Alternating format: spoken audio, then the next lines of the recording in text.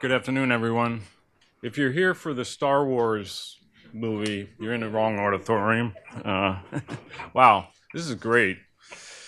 Thanks, Becky. Good afternoon, everyone. As Becky says, I'm Bill Tompkins, Director of National Collections Program at the Smithsonian. And my office, many of you that work at the Smithsonian may be aware of the National Collections Program, but we're dedicated to improving the overall stewardship of the Smithsonian collections by basically providing central leadership, policy oversight, strategic planning, and programmatic support of Smithsonian pan-institutional collection initiatives, such as this event this afternoon.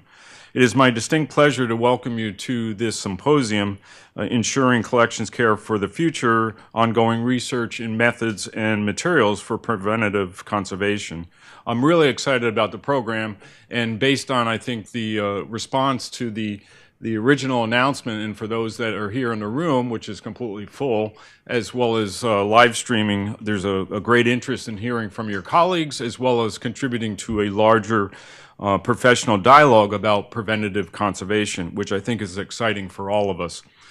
Today's program really grew out of the planning for a day-and-a-half kickoff meeting held yesterday morning at the Smithsonian and this morning to launch a new initiative, that being to establish a professional working group related to material selection for collection storage, display, and transit. This working group will be an interdisciplinary team made up of museum professionals to develop material selections and specifications, standard methods for testing those materials, and to improve the dissemination and use of this research by practitioners. During these discussions, the invited participants from several U.S. institutions around the country worked on defining the goals, the short-term priorities, and potential additional members for this working group. I'm really eager to hear about your discussions yesterday and this morning, as well as I think everybody here in the room and around the profession. But I understand from Becky that, first of all, they're looking for volunteers. They need to outfit the working group for members, and so if you're interested, please contact Becky or Kathy Hawks at Natural History. So I think in establishing this working group, we'll be able to create greater collaboration across cultural institutions and disciplines regarding material research and selection. Today's symposium takes advantage of having some of the working group members here in DC that participated in the last day and a half, some who will serve as your speakers this afternoon for this symposium. The program provides us all an opportunity to learn about exciting advancements in preventative conservation from some of our foremost experts in the field. I think we're very lucky having them here today, regarding their own individual activities, but also to discuss current and future trends in research on materials used to preserve collections, as well as new and innovative approaches used to test such materials. Building on past efforts, today's conversation will serve as a kickoff for the new working group, promoting standardization as well as innovation in preventative conservation research. Our speakers represent a diverse continuum of this research, providing various perspectives on the development of preventative conservation as a discipline, but also as well as opportunities for ongoing future research. It is appropriate that these discussions are held here today at the Smithsonian. One of our traditions here at the Smithsonian, as well as one of the goals of our new strategic plan, is to have the institution really serve as a catalyst and a platform for critical and new conversations, including conversations about collections care. I'd like to take a step back, at least for the Smithsonian, regarding collection stewardship. Following the completion of an institution-wide study of collections management and the nationwide Heritage Health Index back in 2004, the Smithsonian realized and began developing new strategies for improving collection stewardship. This included the creation of the first ever interdisciplinary Smithsonian Collections Advisory Committee, first to help establish institutional collections management priorities, as well as the establishment of a new central funding resource, that being the Collections Care and Preservation Fund, or better known as CCPF, to systematically improve collections care in a more cost-effective manner. With this funding, we have raised the level of stewardship of millions of collection items around the institution, ranging from national icons to biomaterials, in a more pragmatic, strategic, and integrated way. We acknowledge that an effective strategy for addressing our shared challenges depends upon a collaborative, interdisciplinary, institution-wide approach. This is really reflected in a number of our recent high-priority pan-institutional collection initiatives, including Projects First, funded by CCPF, as well as collection space planning, mass digitization, collections emergency management, professional development, and the collections museum environment. Preservation has been at the center of this. Preventive conservation has been central to our strategy, our initiatives, and our projects based on collections assessment, priority, long-term planning, research, and risk-based decision-making. The Smithsonian is committed to preventative conservation and furthering our understanding through materials research while improving collaboration as well as communication among the critical stakeholders who share responsibilities for collections care. The establishment and goals of this new working group directly supports and complements the Smithsonian's collection initiatives and priorities and will further research to advance the field at large. Clearly, material research as well as standardized testing, along with improved methods of dissemination and collaboration, will affect all museum professionals and disciplines working collectively towards implementing best practices in preventative conservation and collections care. In closing, I want to first acknowledge and personally thank the planning group, Becky Kukowski, Kathy Hawks, Lisa Elkin, Lisa Goldberg, Carolyn Leckie, and Pam Hatfield for their leadership as well as their hard work in convening these discussions. Can we have a round of applause? Thank you. I also want to thank each of our distinguished speakers this afternoon for providing their presentations as well as sharing their expertise and time. And as you notice coming into Curious, we're going to unlock your world this afternoon, I think, sort of riffing off of their motto. So with that, I'm going to turn it back to Becky. Enjoy the program.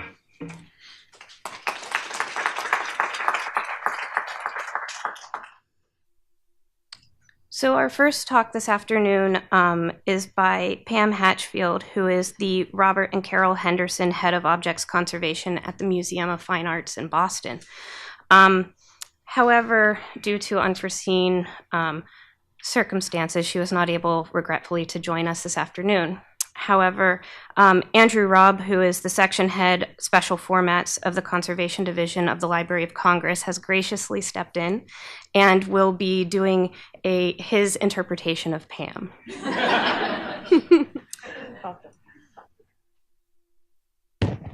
Thank you, Becky. Yeah, it's a privilege to fill in for Pam. Not surprisingly, this is a very thoughtful presentation, and it leads you to a lot of places to go. And I'll do my best to just read what she has to say rather than riff on what she's having to say, because there's a lot here to unpack. There are, however, two places where I'll be making comments of my own, and I'll make sure that I alert you when I'm doing that. So here goes. Continuum of care, the trajectory of research on pollutants in the museum environment, hopefully briefly. Good afternoon. It is indeed a daunting task to attempt to review this body of work in a short lecture, but I'll try to do at least some justice to those who have invested so much time and talent on the question of pollutant effects in museums. Once museum collections had been established, observation of the deterioration of objects from excavations was a key factor in the development of the modern discipline of conservation in museums, which was closely allied with the development of chemistry, physics, and other sciences in the early 19th century. The time-honored crafts, which supported a robust tradition of restoration, developed alongside the introduction of chemistry as applied to the preservation of objects in museum collections. Scientists and other museum staff naturally observed changes to the collections in their care, hoped to understand the causes, and tried to prevent the deterioration that they saw.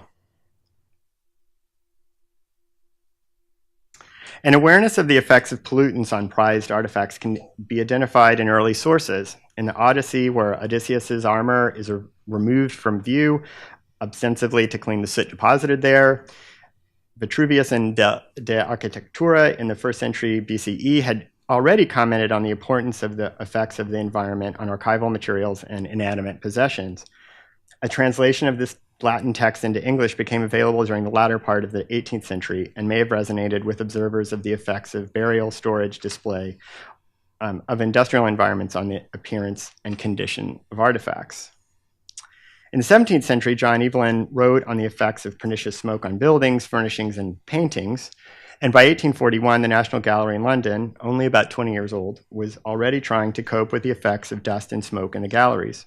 By 1850, the blackening of lead white in paintings was attributed to hydrogen sulfide fumes related to the burning of coal by Michael Faraday, the eminent scientist of the day. Faraday already had a very refined understanding of the types of damage potential held in various types of pollutants found in the museum. It was recommended that all paintings should be glazed and backed to protect them. This photo is of pea soup fog in London and dates to the 1950s. Indeed, it wasn't until the second half of the 20th century that pollutants were identified as a health risk.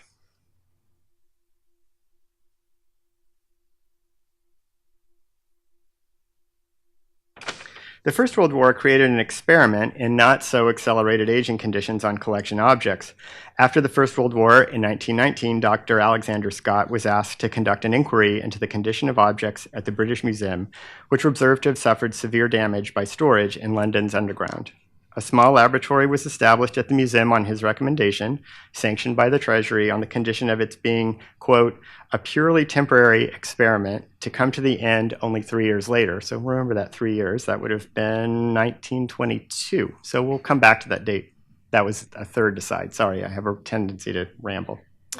His legacy was brought forward by Harold Plenderleith, a familiar name to us all, followed by the establishment of several museum laboratories in the US and elsewhere, combining the skills of conservators, restorers, and chemists focusing on the preservation of collections. And here, Pam has a note to make an aside, so that's where this is aside number really 1 or 2. And it's to describe that there's this notion, too, in buildings where you have visitors of the idea of visitor comfort and the idea of being at odds with the care of collections. And certainly in my experience, I would say that's true. As a photograph conservator and a person who cares about environment, I'm often frustrated by the fact that people say in their workspaces that they're cold. And I honestly feel like in this moment, it's worth saying that sweaters can be your most important collection care thing. Just put on a sweater. It's like, it's great for those collections. You're cold, put on a sweater. So.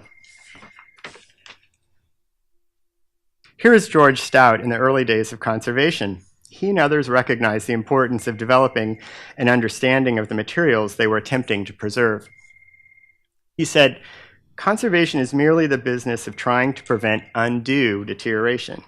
This effort requires the best available knowledge of the true state of the thing that is subject to deterioration. Wise words. So as I see it, as Pam sees it, the trajectory, or another way of looking at it, a spectrum of research, looks more or less as follows on this slide, although these strands continue to move forward in different ways and at different rates. The Working Group on Materials for Collection, Storage, Transport, and Display, the Materials Working Group that have been convened for the past day, thinking about how to proceed, is divided into several subgroups which relate to this spectrum, including materials testing and standards, and what we're now calling materials specifications and selection. Thank you. So we just came up with this, so I didn't even get it into my notes.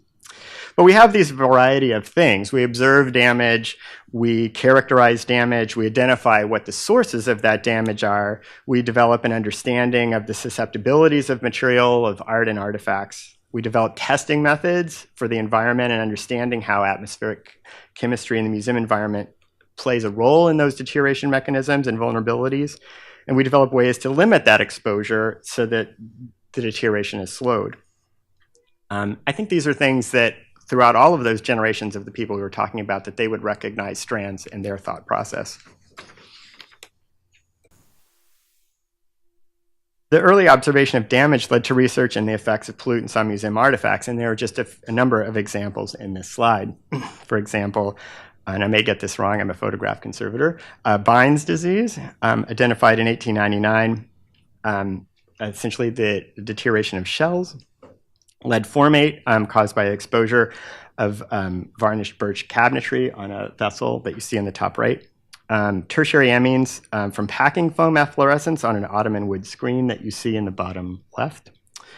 Sodium formate and acetate on a 19th century Chinese glass vessel on the bottom right. And then in the middle, from the Verona, Italy Natural History Museum, an observed alteration in flints after the installation of new cabinetry with synthetic rubber liners.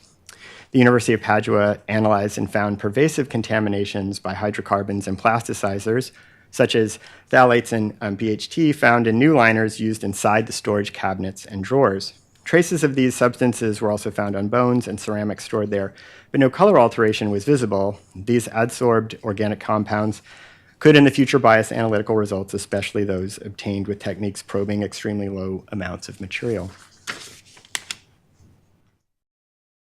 Now we're at our favorite topic. This has been an ongoing theme. Sorry, that was another aside. Andrew William Oddie, but I think Pam would have said it. Keeper of conservation at the British Museum, devised this very familiar test to us. He was a metallurgist and a numismatist, so he was very much focused on metal corrosion mechanisms. And this is a very interesting thing. I think it's worth having an aside. He was doing this under, I'm sure, a fair amount of duress to solve a very immediate problem. We still have that problem, and we are wrestling with areas of his test that are bedeviling. They would have bedeviled him too, but we need to be cautious in our criticism of the test in the sense of it does a lot of good things, and it does some things not so well. And that's why but it is an important baseline and attempt to try to figure out how we analyze the things that we have around our collections. And this is really what Pam's getting at, the law of unintended consequences. Somehow we're still here so many decades later. Those who attended the London conference I think 2 years ago at the Reynolds Center on materials testing will remember discussion of reactions related to the interaction of construction materials that had individually passed Oddie testing. This potential for these interactions between components of construction materials, objects themselves, and even the glass of the display cases was not understood even after careful vetting of all of those materials, including reviews of technical data and literature and materials testing procedures. No, we're good. So recognizing the limitations of our commonly used methods, brilliant minds attempt to improve testing methods for museum materials, and we have a number of them listed here. In January of 2012, Sakuda, Rizzo, and Granzato at the Metropolitan Museum of Art did air sampling in audio test vessels using SPME and GCMS, and this analysis clearly identified the presence of these amines. Breitong also at the Met and in early stages of it at the Library of Congress developed a version of the Oddie test based on paper rather than metal samples. Greg Smith developed a method of direct analysis of volatile organic compounds in the VOCs emitted by construction materials using evolved gas analysis using EGA GCMS. Lastly, as another example, colorimetric sensor arrays, the optoelectronic nose, developed at the University of Illinois at Urbana-Champaign by Ken Suslik for health and other applications, has some relevance to us in our field, and there's a pilot project underway for artwork. So this is that example. This is the sort of first generation, what's called the first generation artwork monitoring array. And as the text describes, it incorporates into one cohesive system multiple cumulative chemically responsive dyes that are specific for different kinds of analysis. And there's a pilot project underway using Disney Animation Research library materials going to Beijing for exhibit. And the exhibit is called Drawn from Life, The Art of Disney Animation Studios. And this sensor array can be used with a handheld unit to digitally monitor color changes in those sensor spots to then trace back to possibly what's going on that might affect those cultural materials. Another area of work Oh, I see. Sorry, I didn't realize I was going to do this. I was looking at the paper. So it's just different. These are the different arrays, the different dyes and what they're sensitive to. So do I need to go back? Do you see that? Okay. There we go. There they all are. Let's talk about the sniff test. Research into odor also helps identify deterioration processes for objects themselves. SPME can capture ambient odor molecules, and this is an example at the Library of Dean and Chapter at St. Paul's Cathedral on the lower left. Smell is the holy grail of conservation science, says investigator Lorraine Gibson, a senior lecturer in pure and applied chemistry at the University of Strathclyde. It's a deeper, more nuanced way to think about the past, she says. They're examining cellulosic film negatives, vinyl records, and even early model spacesuits made by NASA, all that degrade and decay over time, and particularly short periods of time, I would say. Sorry, that was slide number 4. Sterlich has been using similar odor analysis methods to characterize these processes to identify better ways to store valuable artifacts. The VOCs from historic plastics and paper follow similar deterioration pathways of organic molecules. Conservation scientists have always been looking for less destructive ways to sample an object to check its status, and what's less destructive than simply smelling it, Sterlich says. And we continue to work towards solutions, of which this is another way of describing what we know. And this is to point people towards the AIC Wiki that has a resource on the many variations and ways to use ODDI testing, especially. And Pam wants to especially acknowledge the work of Thickett and Lee at the British Museum. That wasn't a 3-year project. And their publication, the British Museum publication, Selection of Materials for the Storage or Display of Museum Objects, Occasional Paper number 111, first published in 1996 and then completely revised in 2004. We have environmental testing methods, and these are described extensively in Cicely's Javravak's book on environmental monitoring. More recently, EU-funded projects have produced considering including the memory system, that is for measurements, effect assessment, and mitigation of pollutant impact on movable cultural assets. This technology measures the level of risk based on changes to a dosimeter, measuring air pollution and climate effects. The results presented as a diagram plotting acidic and oxidating risk levels. There are great challenges inherent in attempting to create specifications for materials or even understanding what they are and how they are made. And here's just one brief example. Eric Breitung and Catherine Stevens at the Met, working with Creation Bauman Fabrics, investigated a project to understand why these fabrics often failed ODDI testing. They identified residual acetic acid used to neutralize alkaline dye processes. They now require washing with detergent to add an additional rinsing step so that acetic acid is removed, and now these fabrics pass. So, and Pam asked me to ask Eric, I don't know where Eric is, if he has any other things to comment on that. I can just say that this really highlights the need for advanced analytical testing capabilities. We wouldn't have found that acetic acid otherwise. And then it was a year-long process of convincing Creation Bauman that they actually had acetic acid in their material, which you can now translate that to all the materials we use. It's not a real solution, right? So maybe working together in this consortium, we can start pinpointing the real problematic materials for everything that we use in large numbers and figure out what the solutions are for manufacturers, if possible, or for us to clean these things up and use them in the museum. Thanks, Eric. So, there's just a number of things we've had discussions over the past day about we can specify things, but we also then need to find out, just because we've specified something, there are a number of reasons, of which many are listed here, of why things may not meet our specifications, either intentionally or unintentionally.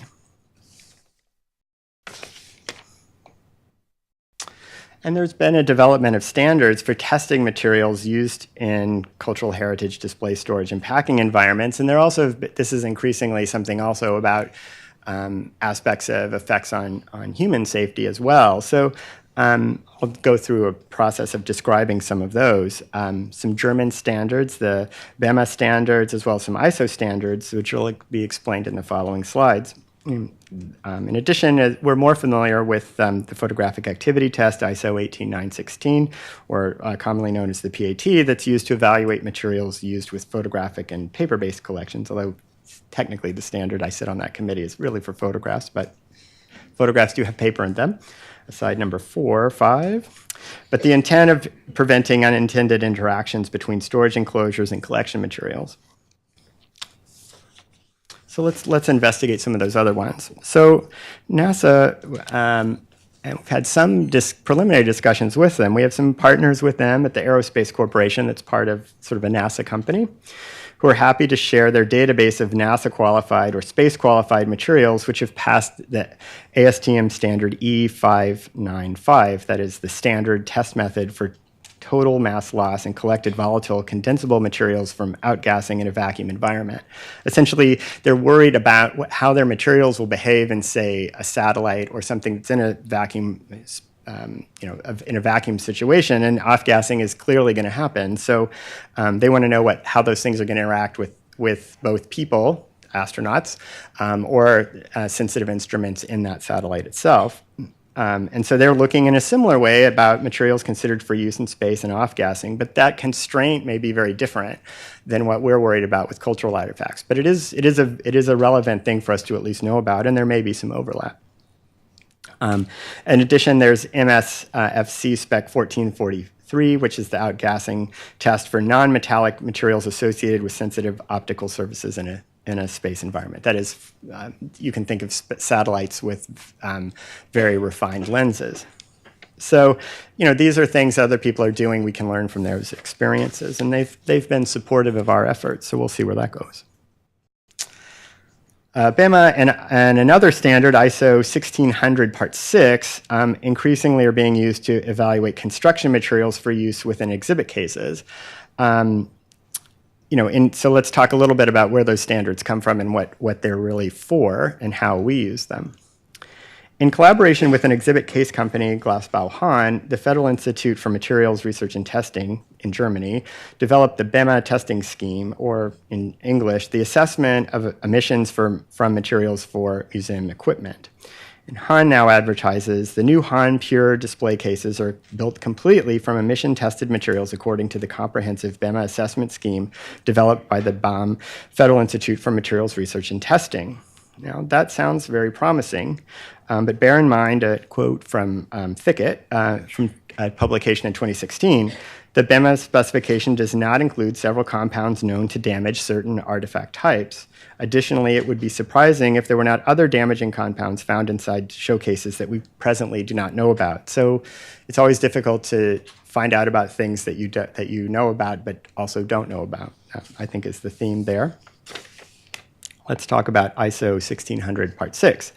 This is for indoor air determination of volatile organic compounds in indoor and test chamber air. That also sounds very promising. It's doing this by sampling through a specific sort of sorbent and then doing thermal desorption and gas chromatography to analyze those things. But this is designed not for cultural artifacts. It's designed to evaluate health effects from off-gassing of construction materials inside buildings. Obviously, as people, we care about that. But as conservators, this may or may not be relevant to our jobs. This point has been made many times, and Pam wants me to emphasize it, but it's worth mentioning again that there's no correlation between levels of pollutants associated with damage to artifacts and those that harm human health. So she circles back and says the non-specificity of the Audi test has its usefulness. And let's go back into some NASA things. So there's the development of mitigation methods for pollutants in enclosed environments. And this is something that Kathy Hawks, known to us, is a big leader in this field, and she's one of the organizers of this, and working with her work at the National Museum of Natural History here at the Smithsonian, has been working with folks at NASA Goddard in terms of a project to see, again, from those resources that they have, what are ways that we can learn from them in terms of approaches they have taken with active filtration. So is Kathy here? I wasn't sure. Yes. So Kathy, do you have anything to add to that? Have I completely garbled that?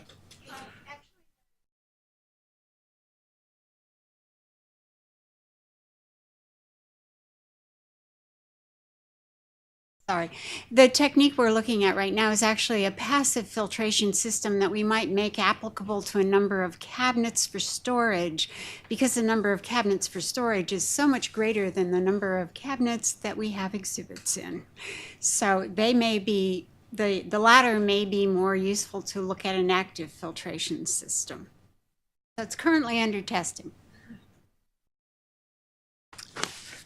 And this is no criticism of Pam, but that's why she has this slide next, because she wanted the passive approach noted by Kathy, and now she's talking about the active filtration device that can remove acids, alkalines, organics, and particulate species in a way that's not just by, say, well, in a passive approach. It's an active approach, and it's important to note that we're not saying we can dispense with testing or specifications, but that these areas are fraught with complications and have many possible places for error, which we'll see in a moment.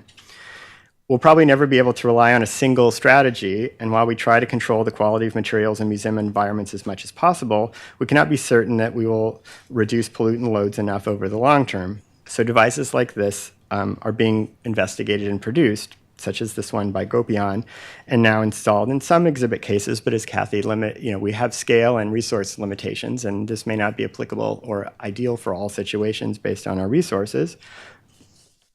And let's go back to the law of unintended consequences again, and this is probably my most important aside.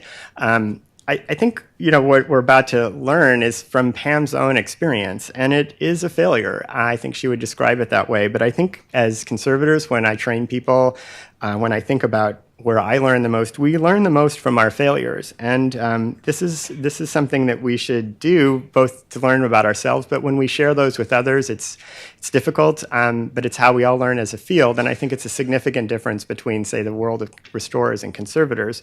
We document, we describe, we help improve things over time because we learn from our failures and our mistakes. So we should support each other when we talk about them. So I'm ready to be St. Sebastian for arrows, but here we go.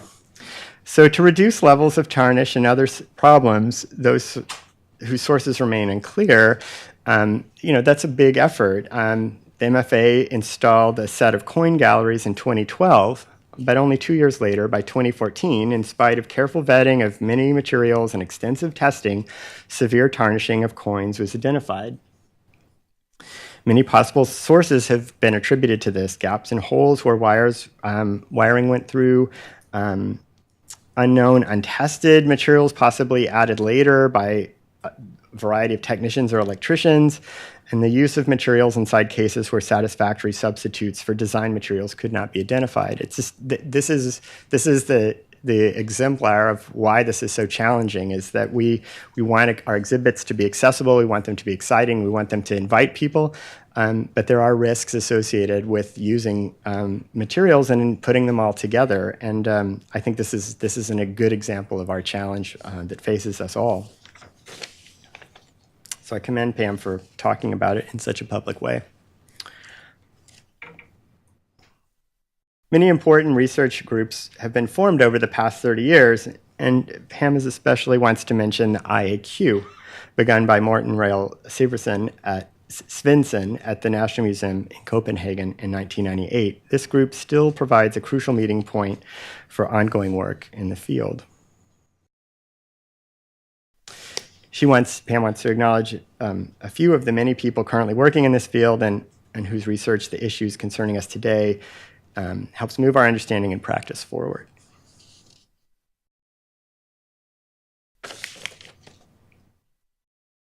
And one last note. It's been 24 years since the ISC Congress on Preventive Conservation was held in Ottawa in 1994. Since that time, the field has developed enormously, and preventive conservation has moved to the center stage of museum site and heritage management and collection care. The program for the IIC 2018 Turin Congress isn't out yet, but we should look forward to hearing about developments and changes in scientific understanding and the practice of preventive conservation that we have now. Thank you very much.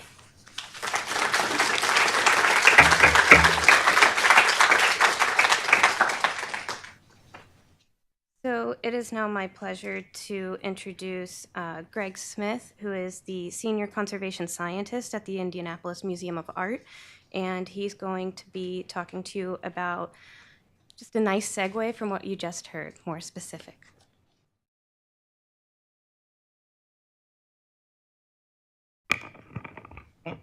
All right, well, thank you very much. Let me begin just by saying how much I appreciate the opportunity to tell you a little bit about an ongoing collaboration between the Indianapolis Museum of Art at Newfields and our closest chemical neighbors in Indianapolis, the chemistry department at Butler University. So we've been funded for the past 2 years under an NEH Tier 1 R&D grant to explore the transition between ODI testing to some new instrumental approaches to rapidly assessing the pollution off-gassing potential of these materials that might be used in proximity to artwork. So all over the world, institutions are building protective enclosures for artwork, and these might be as simple as a display case or a shipping crate, or they might be as complex as an entire gallery for the display of artwork. And because of the scope of these projects, dozens, maybe hundreds of materials are brought into the museum, all of which have the possibility of releasing pollutants that will in fact degrade the very artwork we're trying to protect. And these come in a lot of different flavors, and so you can have oxidizing agents and residual solvents, acids. All of these have the potential to do chemistry to the materials of the art. So I can give an example, an unusual and unfortunate example from our own collection with this polycarbonate design object, a take table lamp, which was stored for 2 years in what was intended to be only a temporary shipping crate. And so at the end of 2 years, this object was removed and the surface had undergone catalytic depolymerization of the polymer, so leaving that surface very tacky and marred. And what looks like surface scratches here on the polycarbonate are in fact microcrystallites of degradation product that have formed inside of the plastic and on its surface. So this is a total loss. So conservators and scientists spend an inordinate amount of time and effort in vetting materials that are brought into the museum. And in our toolbox, we have a variety of tools, these microchemical tests that might be specific to a particular pollutant or a class of pollutants, as well as these accelerated aging tests, which attempt to gauge the impact of a construction material on an artwork surrogate. And so certainly the most popular of these is the so-called ODI test, an accelerated corrosion test, as you heard, first named after Andrew Oddie, who first described it in the 1970s. And so I probably don't have to explain this to this crowd, but the ODI test utilizes 3 high-purity polished metal coupons, copper, lead, and silver, that act as a dosimeter for pollution. And so these are encapsulated in a glass reactor with the sample under test and a little bit of water. And then this is sealed up, put in an oven at 60 degrees and 100% relative humidity for 28 days. And so after that period of 28 days, the coupons are removed and you grade the level of corrosion or tarnish on their surfaces relative to a set of control coupons that saw all the same heat and humidity, but not the action of the material under test. So this becomes a relatively inexpensive way of getting a direct visual indicator of the action of a pollutant on an artwork surrogate.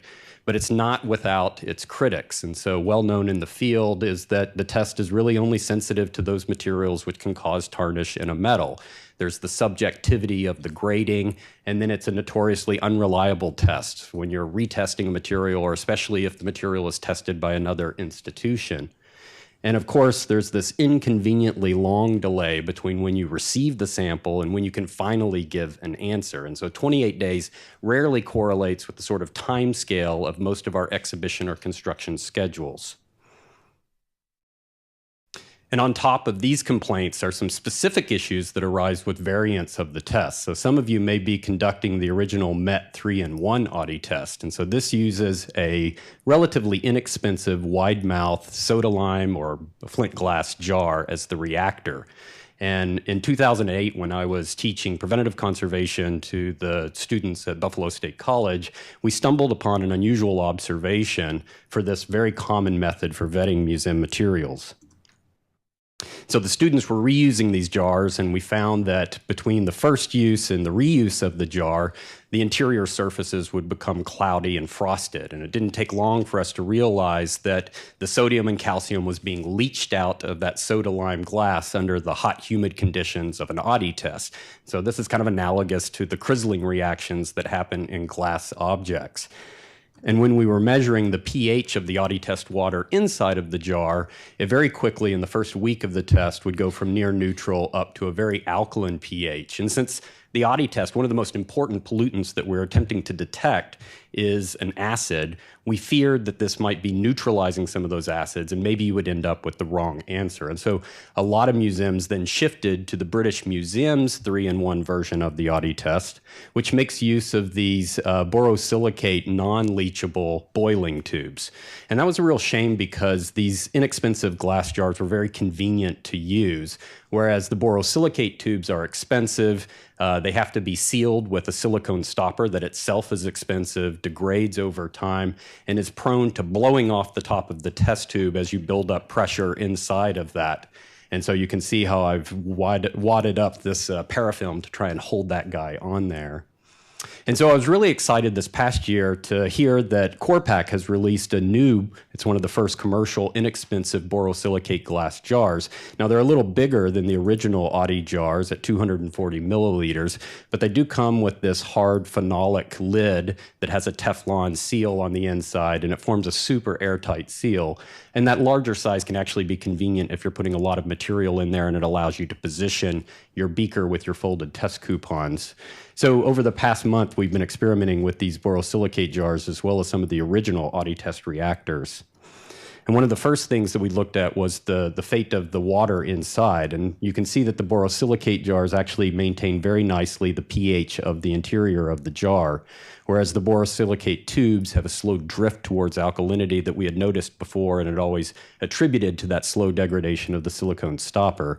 But it's nothing like the meteoric rise that you get here in the flint glass jars, where again you achieve that high alkalinity.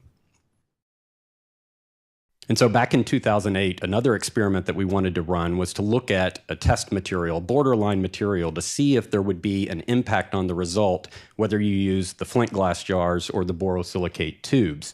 And so the material we chose was Delrin. Delrin is polyoxymethylene, so it's essentially polymerized formaldehyde.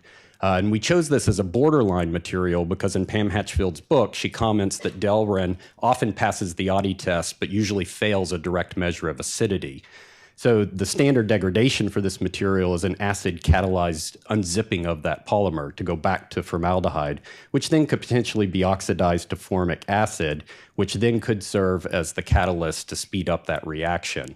And we hypothesized that in an alkaline environment, you may actually be able to neutralize that formic acid, and maybe it doesn't go autocatalytic. So we ran these experiments with Delrin in the jars as well as the tubes. And generally, there was variability, but generally in the jars, they performed much better than they did in the tubes. And occasionally in the tubes, they failed spectacularly. So this is an example of one of those where at the end of the test, the Delrin is all discolored and wrinkled, and copious amounts of a brown goo formed on the lead coupon and then would eventually be so plentiful that it would drip down and fill the bottom of the tube with a very strong caramel-smelling brown liquid. And so that's an example of one of those spectacular failures. So this past month, not all the results are in from this, but we've been rerunning this using the 3 reactors, the flint glass jars, the borosilicate tubes, and the borosilicate jars, and using Delrin as our test sample. In the jars, again, you get that alkaline development even with the Delrin present, and the lead coupon being the most sensitive. If you look at a micrograph of that, you can see that it fares very well. In fact, it still retains a lot of its original polish. In the borosilicate tubes, the pH actually drops. And so if you look at the lead coupon, you can see that it's beginning to form this little patch of white crystallites that proceeds across the lead. In the borosilicate jars, the pH dropped even further, and all of the lead coupons came out with this warty white pustules forming on them that we presume to be lead formate, although we haven't analyzed those yet. So our hope is that with further testing, maybe this will prove to be another possibility for running Audi tests that might be convenient and inexpensive to use. I think currently they'll probably get cheaper and there'll probably be more options on size, but they're around $4.50–5 per jar. So in our museum, like many, we're trying to move away from AUDI testing to perhaps an instrumental method that might prove faster and more comprehensive, and maybe a little less subjective in terms of these assessments of museum materials. Now, there are a number of volatile sampling strategies which work really well with chromatography, and some of the ones that have already been mentioned being explored in our field are solid phase microextraction and thermal desorption and static headspace analysis. And in all of these approaches, you're going to take your material under test and seal it up in a reactor, gently heat that and agitate it to encourage all the VOCs to come out. And in SPME, you're going to take a SPME fiber and insert that into the container. The fiber is coated with a stationary phase, and you begin to pre-concentrate your analytes onto that stationary phase if they have an affinity for that. And you would then inject that into your GC inlet. Now, because of the selectivity of the stationary phase, you might want to repeat that experiment with a couple different fiber chemistries in order to sample the widest array of materials. In thermal desorption, it's very similar, except it's dynamic sampling, so air is being passed through these packed sorbent tubes, and this can have really high sensitivity, but it also involves some extra kit that's not widely available at museum labs around the world. And then finally, you can just suck the headspace up in a syringe and inject that into your GC, and you avoid totally that selectivity of an adsorbent phase, but you also get no pre-concentration. So you have to rely on your analytes being present in a high enough concentration that you can detect them. Well, in our lab, we've been looking at a fourth technique called evolved gas analysis. So in the EGA approach, you're going to make use of the pyrolysis microfurnace. That's a common accessory that's available in a lot of museum labs around the world. But rather than pyrolyzing our sample at this really high temperature, like 600 degrees Celsius, instead we put a few milligrams of material into our sample cup, and we drop that down into a hot furnace, so 115, maybe 180 degrees C. And this immediately begins to evolve the gases out of that sample. They fill the furnace and are forced onto a cool or cryo-cooled GC column. And we may extract for 30 seconds or a minute, forcing all of those VOCs onto the column. We then start the GC ramp, separate out the materials, it's blown into a mass spec, and we can identify each peak based on the characteristic fragmentation pattern. So one of the first experiments we ran was taking a sample set and running it by 3 of these different volatile sampling strategies. So we were doing EGA, SPME, and headspace analysis. And the idea was, what are the advantages or disadvantages of this new approach? So the sample I'm going to talk about is this Gator board, which is a paper-faced polystyrene foam board that's very popular in museums for making temporary enclosures and things of that sort. If we do EGA analysis, we're going to incubate or thermally extract at 115 degrees for just 30 seconds, and we get a range of different compounds showing up in our chromatogram. So here you get cyclopentane, that's the blowing agent for the foam. You see a styrene monomer, a dimer, a trimer, and a little peak here for ethylhexyl malleate, that's a plasticizing agent. And so by comparison, if we do SPME analysis, we're using a polydimethylsiloxane fiber. We're exposing it for 10 minutes to the sample. You can see clearly the monomer and the dimer and the plasticizer. We lose the trimer out here, and we also don't see the blowing agent, and that's simply because it's way too volatile to stick to that particular fiber. For headspace analysis, we can pick up again the cyclopentane blowing agent, we can see the monomer, but all of those higher molecular weight materials are now lost simply because their volatility is such that they're not present in the headspace at a high enough concentration. So it looks like EGA is at least competitive and may have some advantages. So back to that central question, can we take an EGA chromatogram and predict whether a material is going to be useful in a museum environment? And so to do this, we're going to again fall back and rely on that AUDI test as the direct visual indicator of the action of pollutants on an artwork surrogate. So here my sample is Centra, which is an example of a PVC expanded foam board. And these are popular in many museums for making casework out of. And so if we do EGA analysis on that, we see 2 main VOCs here. This first one is an alcohol. It doesn't concern us very much. This second peak, though, is 2-ethylhexylthioglycolate. And you can see that this is a sulfide compound out here, a thiol. And so that chemical intuition would say perhaps could tarnish metals, or it might react with certain pigments and blacken them. And sure enough, if we do an AUDI test on the parent compound, so this is actually formed as a degradation product of the tin mercaptide heat stabilizer that's used in the manufacture of that expanded foam. If you run an AUDI test on this, sure enough, it fails. The copper is badly tarnished as well as the silver. So Sintra, I want to say a word of caution there because we use that word like we use Kleenex when what we really meant was facial tissue. And so for expanded PVC foams, there are several different manufacturers, and Sintra is just one of them. So if you look at True Sintra, manufactured by 3A, you get that chromatogram that's familiar. Here's the alcohol, here's the 2-ethylhexylthioglycolate. If you raise the extraction temperature to 180 degrees C, we can squeeze out a little more of the thioglycolate material. Now, if you look at a competitor's product, Celtec down here, you get the same chromatogram under those conditions, but now look at the relative concentrations of these two materials. And so you might expect that those are going to perform differently. And then finally, here's a third manufacturer. The chromatogram's entirely different, which tells you it's formulated different. We don't see thioglycolate at all, but we do pick up 3 other thiol compounds. So this 2-ethylhexylthioglycolate was new to us. We didn't know about that compound until we started doing these experiments. And that raised a question about these instrumental approaches to assessing museum materials. It's very easy for us now, using a wide array of these techniques, to generate a long list of compounds that are emanating out of these materials. But what we often lack is detailed information about how any of those will affect the materials that are commonly comprising artwork. And so we have to fall back and rely on chemical intuition in a lot of times, and that then reintroduces the subjectivity that we were hoping to get away from. So as an example of this, here's a latex carpet adhesive that our facilities department asked us to look at. And again, using EGA, we get a whole lot of different volatiles coming out of it. Using chemical intuition, some of these we're going to recognize as bad players, like acetic acid and propionic acid. Some of them we might guess are going to be relatively benign, alkanes, some of these alcohols. And then I've drawn a few structures here for compounds that sort of raised our eyebrows. So for instance, this 2-methyl-2-undecane-thiol, it's a relatively small component, but you'll notice again, it's a thiol compound. And so that raises questions about tarnishing. And then this compound, 4-phenylcyclohexene, I didn't know anything about, but a quick Google search identified it as the new carpet smell.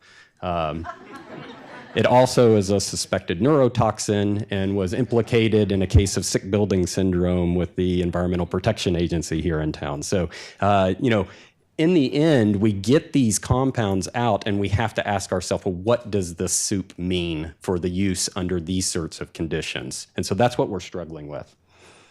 So to dig a little deeper into that, we took a group of materials, largely plastic materials, and we looked at their EGA chromatograms and we tried to interpret them using chemical intuition. If we saw a lot of known bad players, we might give it a red light and say, okay, this is probably not something that we want to use or enclose in a case. If we only see benign materials, maybe we say, okay, these are okay, they're probably going to pass the Audi test. And then there are a lot of those materials that we're just not sure about. We see a little bit of something that's suspicious, or there's something that maybe we don't really know a lot about. We probably need to Audi test that. So in this instance, what we did is we ran Audi tests in triplicate on all of these materials, and we had 3 trained observers grading those results. We gave them numerical values, averaged those, and that's represented as the height of the histogram bar here. And so what I hope you'll agree with is that there tends to be a correlation, that the things we thought would fail tended to fail, the things we thought would pass tended to pass. And so maybe this EGA technique is very good for picking out the best of the best and the worst of the worst, but there may still be room for other sorts of assessments until we learn more and more about these chemicals. So we're obsessed with this expanded PVC board, and that's because of our experience and regret in having used this in some case construction back in 2013. At the time, we were creating a whole suite of galleries for design objects, and we tested a lot of different materials, including an expanded PVC board that passed.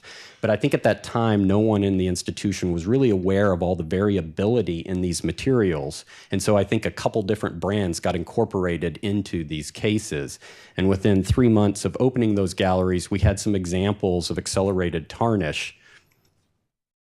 So we pull some of those objects. We can use Raman spectroscopy to analyze the tarnish. This is the Raman spectrum of the object.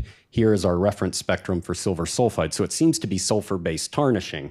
And of course, we're suspicious of that 2-ethylhexylthioglycolate. So we ran an in vitro experiment.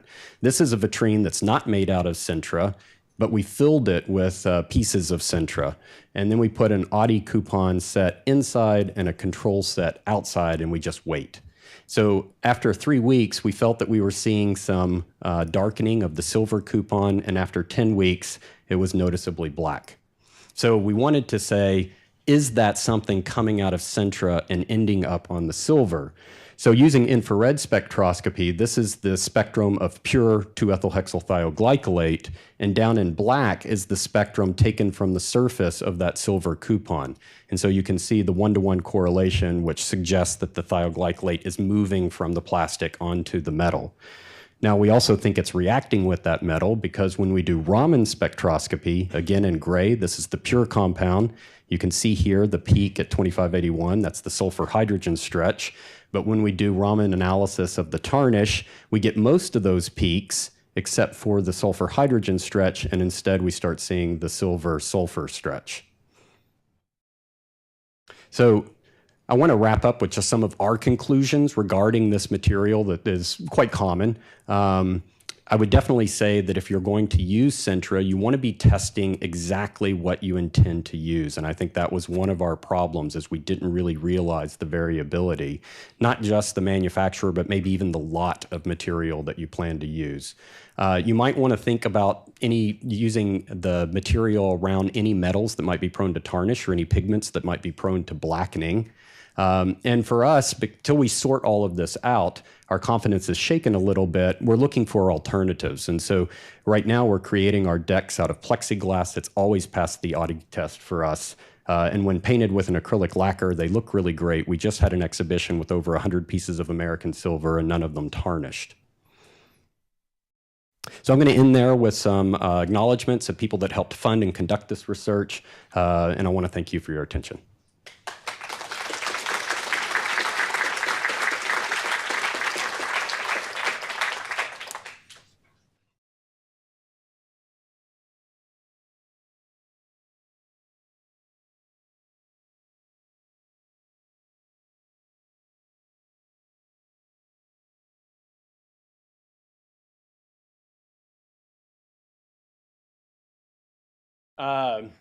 Some people, in fact, run their Audi test in contact, so they will take...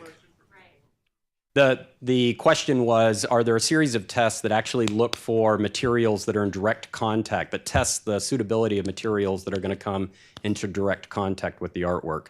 Well, in a way, I would say the Audi test kind of does that too, because anything that's emanated into the environment is ultimately going to bathe your object in it. But of course, there are some things that we can detect, and maybe at room temperature are not volatile, but are easily migrating. Maybe somebody else in the room knows about other tests, but there are people who run their Audi test by physically adhering the sample to the metal coupons. So that may be the closest thing.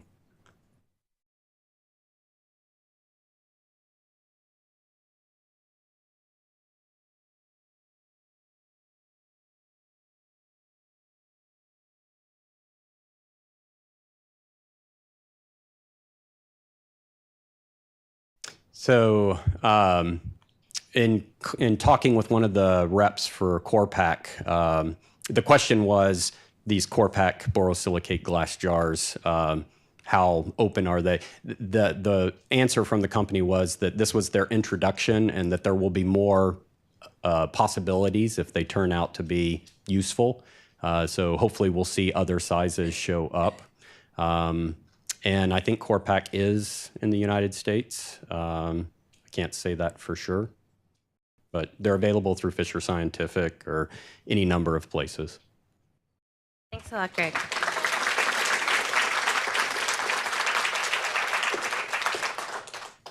So I am very happy to now introduce to the podium Carolyn Leckie, who is a conservator at the Canadian Museum of Nature. And you'll see that the theme is taking us from materials and testing down to how we make some really good informed decisions about what we're using about collections. So.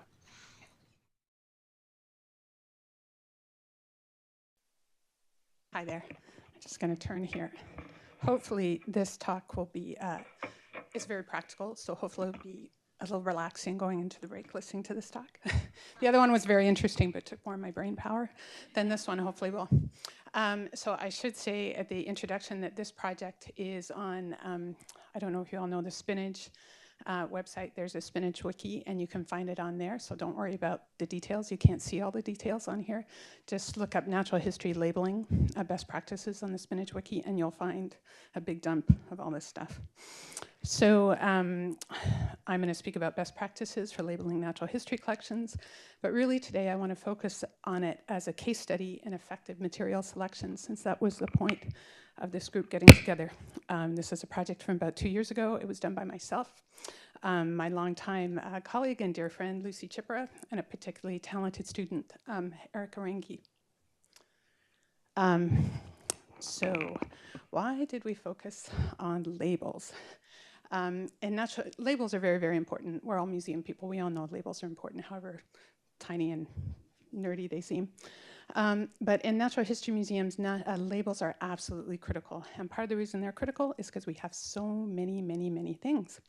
And every single one of them is unique. You would be forgiven from looking at this box of moss specimens to be able to tell how unique they are. And a lot of people have that reaction when they first see natural history collections. But I assure you that they are unique. Each one of them is a sample of the natural world from a particular place and time and a data point for research. And they have to be retained for verification of future research. Can you all hear me? I'm having trouble with this microphone. I'm going to try moving it again. I can't talk and see for some reason, which is never good. So we're looking at this box of them all looking very, very similar. So how on earth do you tell them all apart? Because I assure you they're individual. Well, here's a side view of one of our little friends on its little metal pin, if you've ever seen them that way. And that little tiny paper label underneath there contains a whole whack of information about where it was collected. And you can really get down to the latitude, longitude, and altitude. It tells you how it was collected, when it was collected, and by who it was collected. So it is indeed the label that captures the uniqueness of the specimen. And in our natural history world, it's not like you can go and identify that painting. Without that label, the specimen has almost no value. Chuck it in the garbage time. So I'm not going to bore you with little tiny squares of labels. I assure you it's much more interesting than that in my world. So we're going to talk about labeling the natural world, which is trickier than you might think, and I'd even like to think a little sexier. It is a boring subject, but it's really interesting. And it's interesting because we have such huge numbers of specimens and huge variety of specimens, and they're stored in such a crazy variety of conditions. So I'm going to show you a few pictures from my home collection to try to make this obvious to you guys. So this is your standard fossil you would expect to see in our collection. Here we have drawers and drawers of minerals, beautiful little minerals. Here we have dry invertebrate zoology collections. That's just one aisle that we have. Here we have the room of big bones, and then we quickly get into oily marine mammal bones, which pose a few challenges. We also have the fluffy and delicate little vertebrate zoology specimens. Again, are we seeing the numbers and the numbers of labels? Then we have wet zoology collections as well, and we have rooms and rooms of these jars where the specimens has to sit inside that fluid.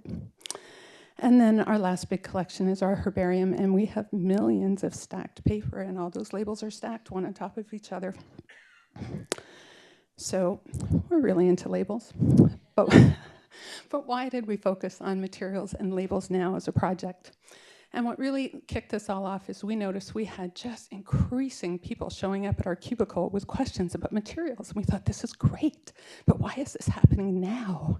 And we really noticed that it correlated with a demographic change in our museum. I don't know about the Smithsonian, but at the Museum of Nature, we are having a giant turnover of staff right now in collection care and in researchers, and we are seeing it in the conservation department. Many of our curatorial staff come from a scientific background. They don't come from a collection care background, and they have questions, and we are excited they have questions. All our new researchers, they're also coming with new analytical methods, producing new types of specimens that need new types of labels and go in new storage conditions. My favorite from the last summer was somebody at lunchtime saying, now how do you label a nanomineral? And I thought, I don't even know what a nanomineral is. So every time we turn around, these questions are coming and coming and coming. And we thought, okay, if we're going to really focus and not just answer these as best we can off the top of our head, we're going to focus on a materials project, and we're going to get back to basics, and we're going to look at labels. Then came along the wonderful Erica Rangi, our student, and we sent her to do a survey of all our labeling methods. We asked her to really, really concentrate on the value and the function of the labels, who labeled what and how, and what goes wrong. When you're looking at any labeling project, there are basically 3 elements you have to think about. There's the ink or the printing on the label, so that's the label data. There's the substrate, that's the little square bit. It could be paper, plastic, or paint. And then we have the attachment. This part often gets overlooked. It's like, how do you get your label and your specimen, and how do they join? And that can be a weak link that doesn't get thought about. So in our case, it's often adhesive. It can be strings, it can be pins, it can be the container. But you have to think about it. So sounds simple enough. We send Erica off. Here's examples of conventional labels you would probably all recognize, little bits of paper stuck on specimens, even old-fashioned painted squares with numbers on, or beautiful little historic labels in boxes. Well, as I said, it gets pretty weird in our world. Sometimes we have very, very tiny specimens that can pose a challenge. So under the little microscope slide is our specimen. Here's a photograph showing it in all its glory, but our label is many, many times bigger than our specimen, so that's an odd little thing. Very quickly, we get into delicate specimens. So here we have our furry and feathery specimens again. But you don't always think of how difficult it could be to label a delicate mineral. Here we have this crazy spray of crystals, or we have these beautiful wolfenite flat crystals. But by far the most common challenging issue to us is harsh environments. On the left, you can see little jars of ethanol, and it could be ethanol or formalin, and we have paper that has to sit immersed in there and last for 100 years. That's a pretty harsh environment for a little bit of paper and some glued on ink. On the right is a growing challenge for us, and that is our increasing cold collections. And when I say cold collections, we're increasingly going to minus 180 degrees centigrade, so that's pretty cold. And they're nice slippery plastic tubes, and we have a little label it has to stick on, and we all know adhesives don't like those kind of temperatures. So here, when Erica came back with the results of the survey, it was pretty darn overwhelming. You're like, what do we do with all this? And so we decided to look for some trends, and the first observation was that labeling was very, very complex, but also that it was very, very siloed, which is kind of a natural history thing. But if you talk about a dry label in the bird department, they wouldn't talk to somebody in botany, let alone somebody in archives or to conservation scientists. That's just not how the world works that much in natural history. Another common issue we ran into was really full appreciation of the evolution of materials. Like, new materials are coming in all the time. We wound up with green materials, green archival materials. We also come up with new technology. There's always different formats of printing that we are scratching our heads about. And so we found a lot of the recommendations about materials were either out of date or just completely lacking for us. So the last issue that also really came from Erica's survey was the selection of materials. It's not just simply making a recommendation, it's how do people pick your material for their project. And we saw a lot of good information taken out of context. And we ran into a very interesting issue, archival versus effective. And we almost don't say it archival in our museum anymore on this project. And here's a little example that really brought this issue of terminology home to us. The simple issue of, I just want a nice, easy pen that I can label on a piece of paper. So the first question is, well, it's a permanent pen, and permanent to a lot of people. I mean, not many, our specimens don't get labeled with permanent marker with Sharpie, but we do wind up with field collections in Ziploc bags coming back, just like archaeology people that are labeled with Sharpies, and they're going to stay in that Sharpie bag for a long, long time. So permanent, all permanent means is waterproof. It's often dye-based, so that's not going to last very long. Then the next issue was archival. Well, archival just in the pen business just meant waterproof and acid-free. It may or may not mean carbon ink and light fast. And it doesn't get into any of the practical issues at all. So we started to really favor the word effective. Is it durable? Is it waterproof? Or depending on your collection, ethanol proof? Is it an acid-free ink? Or is it light fast carbon ink? When I step away, can you hear me now? Okay, sorry, I just can't tell if I have to go close. It sounds so awful when I go close. This is much nicer. So what we decided to do for our staff, and then it was so useful, we decided to do for natural history people in general, is to come up with this wiki. And we came up with the concept of best practices for effective selection of materials. And our guiding approach was that it would be interdisciplinary. We want to get rid of those silos. And it was really practical and end user focused. And we decided we would have 3 components to it. One would be materials resource that's really comprehensive. Any crazy detail you ever wanted to know about these materials is there. Then we had another part focused on the selection of materials, and we kind of came up with a format of a decision tree. A lot of the information carries over from the resources into the selection, but the selection and decision trees, the whole goal is to be very concise. You want all that information boiled down for you, and you're just focusing on decisions. It's got to be very logical. And finally, a really important issue came up to us, and that was trying to identify gaps in knowledge that we hoped we could bring forward to researchers and actually get these issues addressed as materials were changing quickly. So now I want to give you examples from the actual wiki. First, I want to focus on the materials resource section we came up with. And we broke it down by the materials people are using because it's end user focus. So we came up with the substrate, the ink, the attachment, so we have subsections. And again, we always had these very, very basic questions in our mind, and you'll see these basic questions in the wiki. What is it? What's it good for? And then we looked at its forms and functions, and what we felt was really different about our wiki was that we were really focused on this, how does it work? All the practical requirements, not just the conservation information. So how does it work? Will it last? And we always wanted those issues side by side. And then finally, what is it made of? And that's when we started getting into all the specs, transferable standards, and testings issues. So here's an example from the wiki for inks and printing, where we're focusing on, we're drawing out issues to do with key functions. So this is what I was talking about before, durable, acid-free, light, fast, or soluble. And then we flesh in all kinds of useful information. Again, I'm not expecting you to be able to read or take in all that information, but we talk about standards, tests, useful information, but it's all in this, leading up to this framework and trying to slot all this information for people. Here's an example of how we use specifications and standards. We were delighted to find out the Library of Congress on their website had all kinds of information about ISO standards and ANSI standards that had been developed for the archives community that we were pretty optimistic were transferable to our world. So we looked into all these specs to do with permanent and durable paper for printing things going into an archives, and that sounded pretty good for a label for us. So the nice thing about the ISO standard is it outlines certain specifications that we needed to look for. So it's talking about the pH and the tear resistance, so those important properties. It also got into explaining that was a big confusion to us, is that 2 types of materials can meet this standard, and they're 2 very different types of materials. One is 100% rag paper, and one is modern permanent paper. Their composition is very different, but they both meet this standard. By understanding the specifications of those 2 different categories, we felt we could match them to the needs of the collections. So that's why we really wanted to get into this kind of level of detail.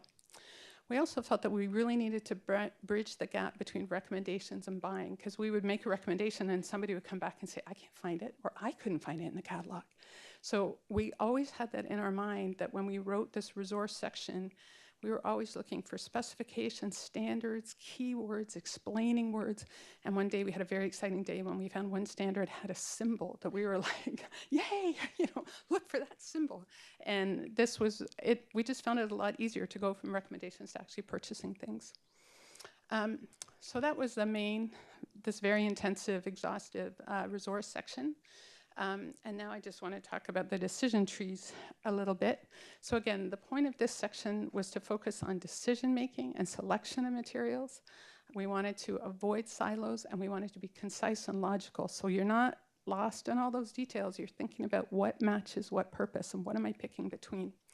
So part of that getting out of silos, we did the decision trees by application. So is it a dry label, a wet label, or a cold label? And that's where I think a lot of this information, particularly the dry labels, is transferable to other types of collections. You just don't need as much detail as we do. And the cold label is quite transferable to other sections. You just don't have to go as cold as we do. Again, I don't expect you to be able to read any of that decision tree. I just want to give you an impression of how we set it up. See if I can do this here. You can see that it's a flow chart, and then the flow chart is broken down into a series of small steps. So, is this going to work for me? So here we're focusing on substrate first, then we're focused on printing issues, and finally we have a small note here about attachment. So it's the same format for every single one, because we really want to have this logical way of thinking about the problem.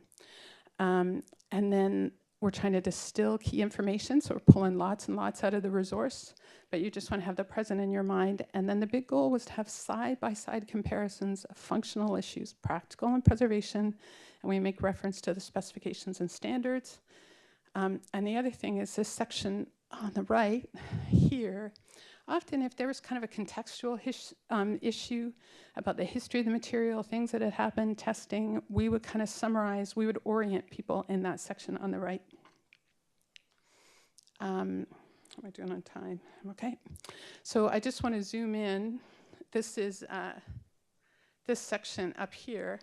I just want to zoom in so you can see a little bit.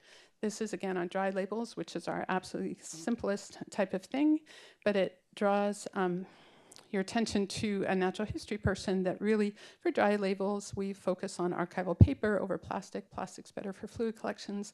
And we talk about these ISO standards. We say these two different materials meet the standards. And then we go into these specifications of what's it made of. So rag paper versus a wood paper with a buffer. We talk about specifications of the lignin. We compare properties of the pH. They're quite different. And then we talk about functional positive and negative things. But my point is just to try to show you this boiled down side by side that it really helped us in decision making. This is our next decision tree, and it's on wet labels. And again, the concept here was it's the same format, but now we're looking at the whole problem through a different filter. And the issue here is we're looking through ethanol, and it poses different functional issues. So the weight of what we pay attention to is going to be a little bit different. When you look at the preservation practical issues, it favors plastic substrates. So this time we're going down this column more on the right. Printing is a big challenge. So in this one, can I get it? Printing turns out to be a large, large part of this flowchart because of the nature of ethanol. So just to zoom in on the printing issues to do with the wet labels. Again, I know most of you don't care about wet labels, but it's the thought process. What this one really shows is we wanted to say that there's no one right answer. Making these decisions is very, very situational. For our people, it really depends on the number of specimens, your budget, your type of equipment. So we don't want to say, you need a thermal transfer printer. Well, that makes no sense in many, many institutions. But if you have a thermal transfer printer, you should be thinking about the things that are in this column. If you're a small institution and you've only got 10 wet labels and you're not as worried about legibility and readability, so you're not hung up on printing, you might be looking at pens. So we still tried to find ways to compare decisions that made sense for different types of situations. So that was kind of an interesting issue for us to wrestle with. And then for these odd things to label, we found this an increasing issue where there was no information from the preservation world on some of these printing technologies, and we were strictly going on industry recommendations. And I'm not saying that they're bad, but I'm just saying they don't go through the same filter we do. And so we were identifying issues that we wanted people, we want scientists to review and verify those specifications, because there's some really, really tight specifications, I guess they're specifications. So here the recommendation, if you're with what we call a thermal transfer printer, is you use a resin-only ribbon for wet collections. They recommend something else for very cold labels. It's like, can I have a scientist to have some time to tell me if this is right or not? You know, it's a good spec, I just don't know if it's good for long-term preservation. We know it works practically. So my last decision tree is about very cold labels, and very cold labels to us mean very cold. Our warmest labels are minus 140 centigrade, and we're starting to work in minus 180 degrees centigrade. So ironically, in a conversation with our equivalent of library the Library of Congress, they said really preservation's not an issue, because you're at that temperature. The same thing that's preserving your specimens is preserving your, your containers and your labels. And you went, ooh, that's good. That was a good day. But but I hadn't thought of it. I hadn't thought of it that way. And that was sort of the reason for doing this logic, is to kind of state some of these basic things to get you out of certain rabbit holes and keep you in the right rabbit hole. But really the practical challenges at those temperatures were really the big issue. And so just simple condensation poses a huge problem. And so paper labels aren't very good if you're going to have condensation when you take your vial out. So that sent us again, and on the plastic stream. Cold temperatures, adhesives were like a really big question at that temperature. And again, we're trying to look at NASA stuff because they're the only people we know have to deal with stuff as cold as we do in a practical point of view. So we're hoping there's crossover there. And again, printing was a big issue, and we were, again, relying on industry recommendations. And the industry, let's see if I have it here. I can't see where it is right here. Anyway, for thermal transfer printing in cold temperatures, suddenly they say, oh, no, wax resin labels is the only way to go, printing. And you're like, I don't know. But we felt it was really, really important to be clear what we didn't know about, what sounded like a sensible suggestion, but we wanted scientists to follow up. So that led to this at the end, where we were trying to identify kind of weak links in the system, where you might have a small question. If somebody could just look at that one small question, we feel confident about this whole continuum from the label to the specimen. So we gathered up all the little details and we put them in a summary chart at the end. So just in conclusion, the initial response to this labeling project has been very positive. I'm hoping because we kept it very practical, and we did try to do the form and functions right side by side between the practical and the preservation, and we tried to do our decision trees. So I think there's a lot of interesting ideas there, and I think I was just asked to present it in terms of maybe there are some ideas here for this group that's forming through this session this week. So that's the end of my talk and my pictures of funny little animals with lots and lots of labels.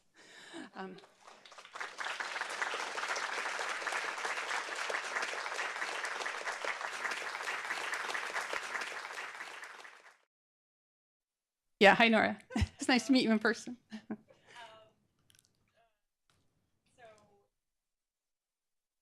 Yeah.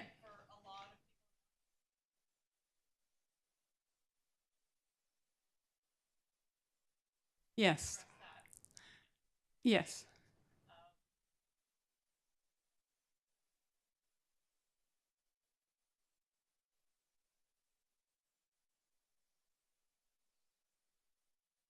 Mm-hmm.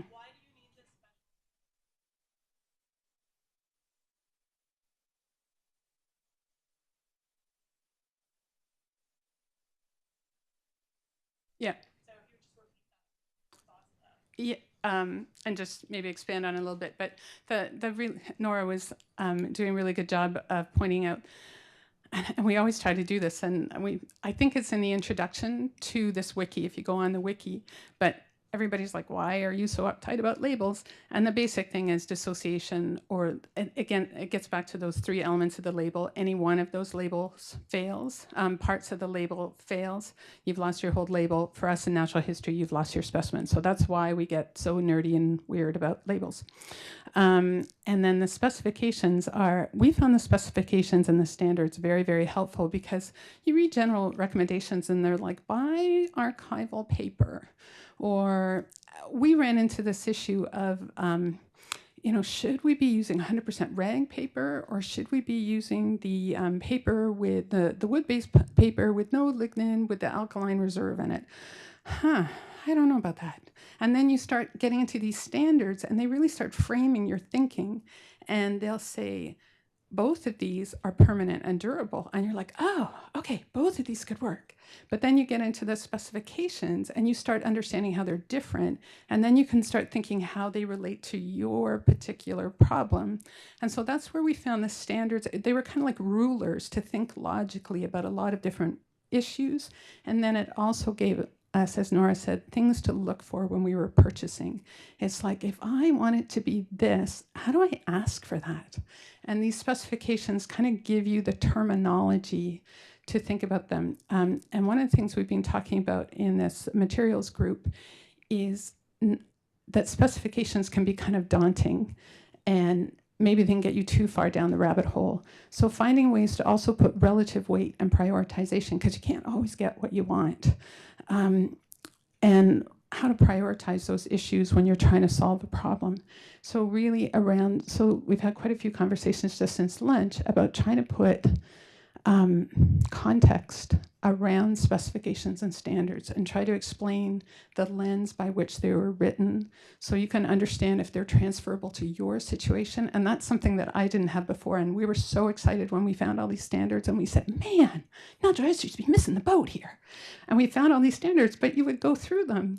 And it was hard to always know, is this a fair standard for my situation? And I think that could be that was a pretty popular idea in our group, to say, explain, elaborate more the standards and understand the story of the standards to see if it's a good fit. You know, like it's a good boot, but is a good hat, but does the hat fit your collection?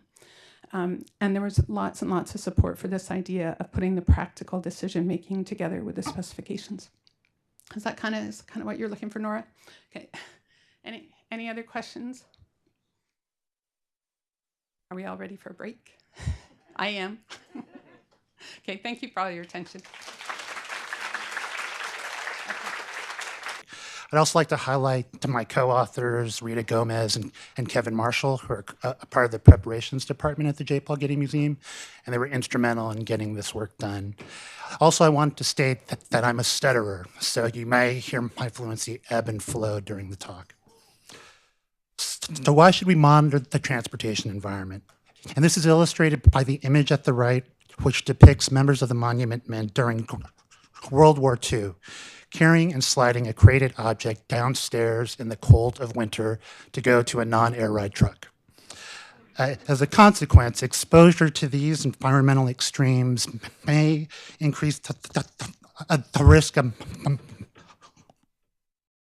mechanical damage to an object.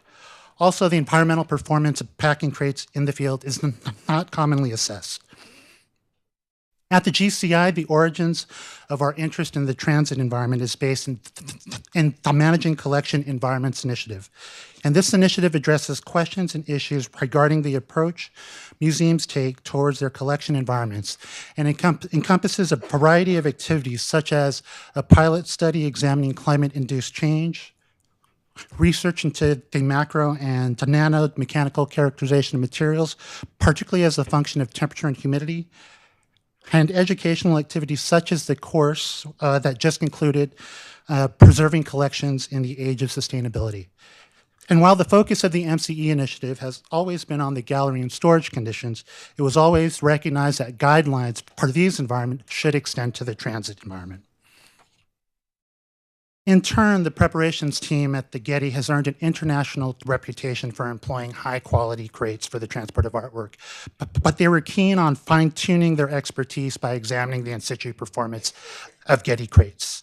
And these aligned interests of MCE and the Getty Preparations Department provided us with an ideal opportunity to develop a protocol to assess the environmental performance of packing crates.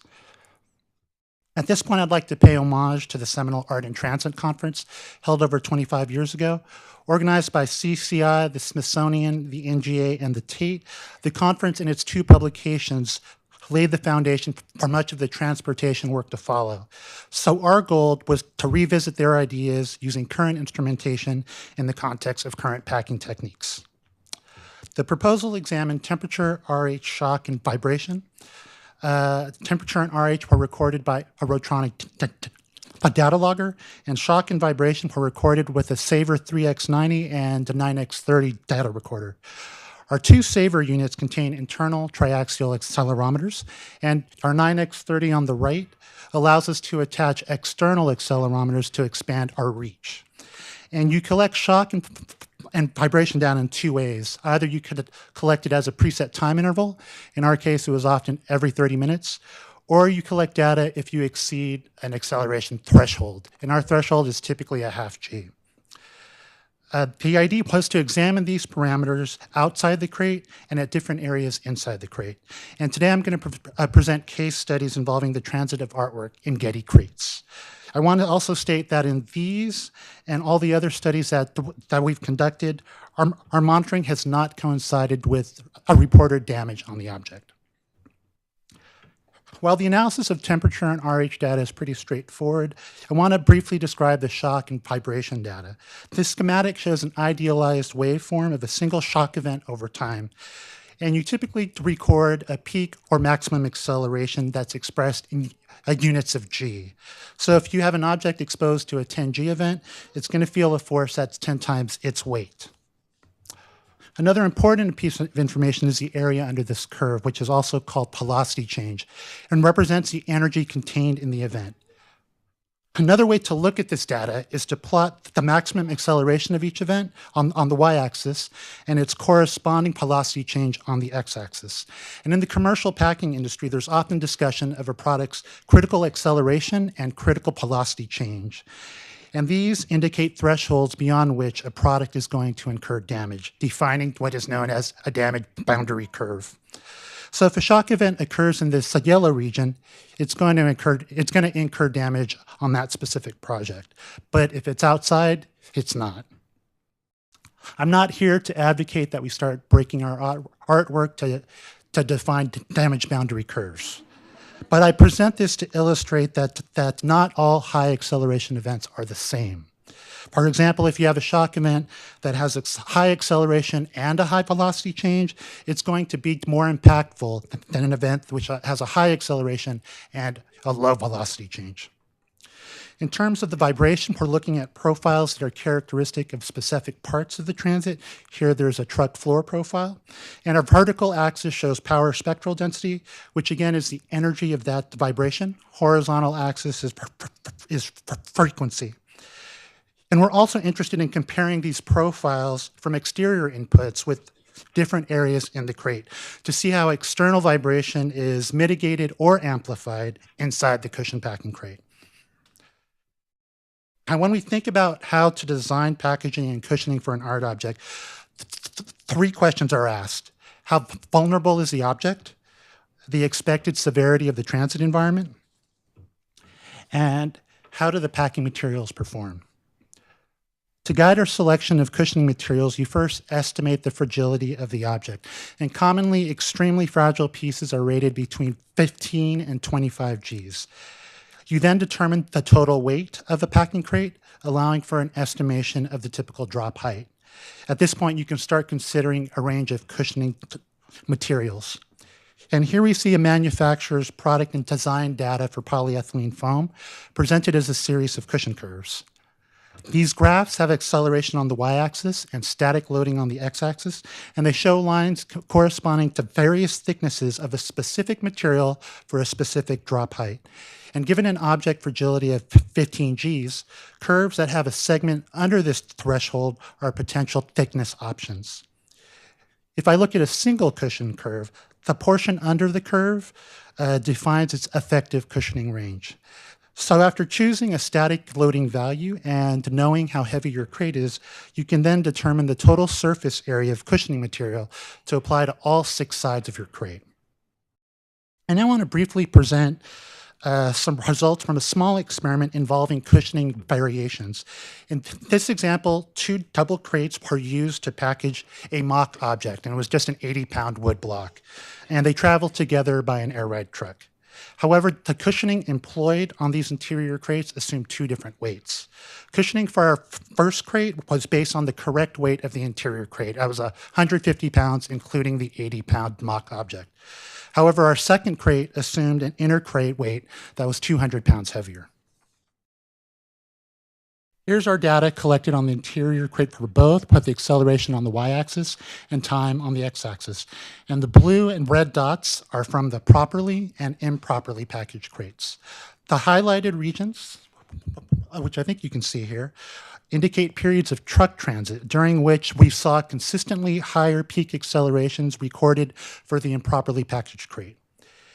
If we now replace time on the x-axis with velocity change, It's interesting to see that the red points associated with the improperly created object are now beginning to extend towards a region of higher acceleration and velocity change due to the stiffer characteristics of that cushioning material. The first case study I'm going to present focuses on temperature and humidity during the transit of a panel painting from the Getty to the Art Gallery of Ontario. And the object was housed in a microclimate box made of aluminum-faced foam core panel and packed with a polyethylene foam.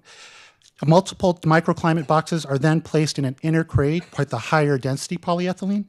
And between the inner and outer crates are positioned sorbethane rings to mitigate shock and vibration. A base of the crate had skid mates as feet, and the top and sides of the exterior crate are wrapped with plastic sheeting. This plot shows the temperature and humidity data collected during this transit. Blue is humidity and red is temperature. Dotted lines show the exterior conditions, dashed lines inner crate, and the solid lines are near the object in the climate box. And thanks to our courier, I can identify all the segments of this transit. If I focus on RH, I want to highlight the truck ride from the airport to the AGO, in which exterior RH conditions dropped to 25% for over 12 hours.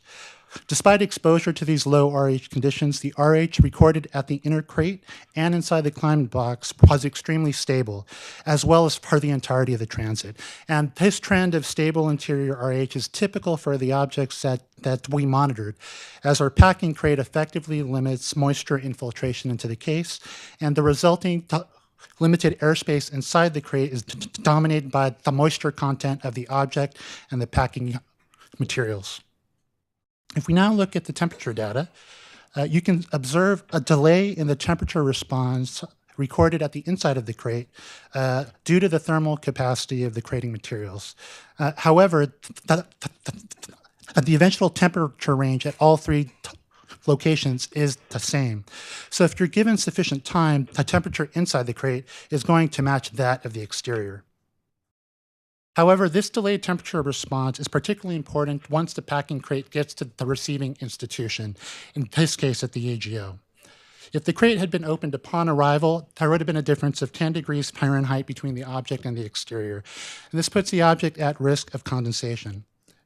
After 24 hours, that difference drops to 5 degrees, and after 2 days, it drops to 1 degree. And this illustrates the necessity of waiting to open the crate after transit, allowing for equilibration of the interior to the exterior. I now want to briefly address the effect of wrapping plastic around the exterior crate. And this is a practice commonly employed at the Getty. In this case, I positioned a temperature and RH data logger above the plastic and another one between the plastic and the exterior crate. On this plot, blue and red are again temperature and RH, but our dashed line here indicates the data logger that's between the plastic sheet and the exterior crate.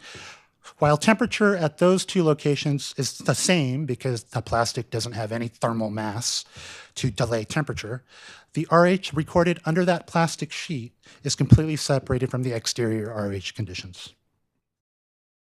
The next case study is going to look at shock during the transit of a panel painting from the Getty to the Walters Art Museum.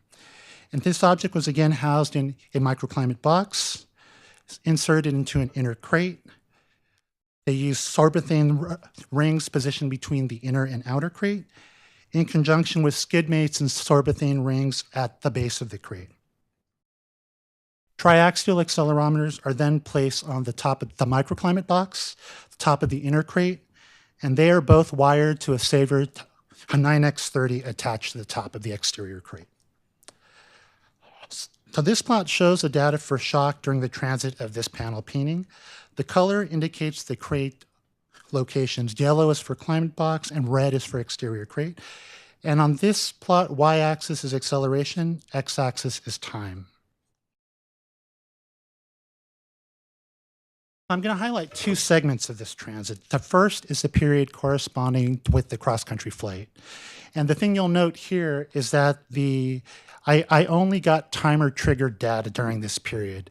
And this is evidenced by the consistent gap in between data points.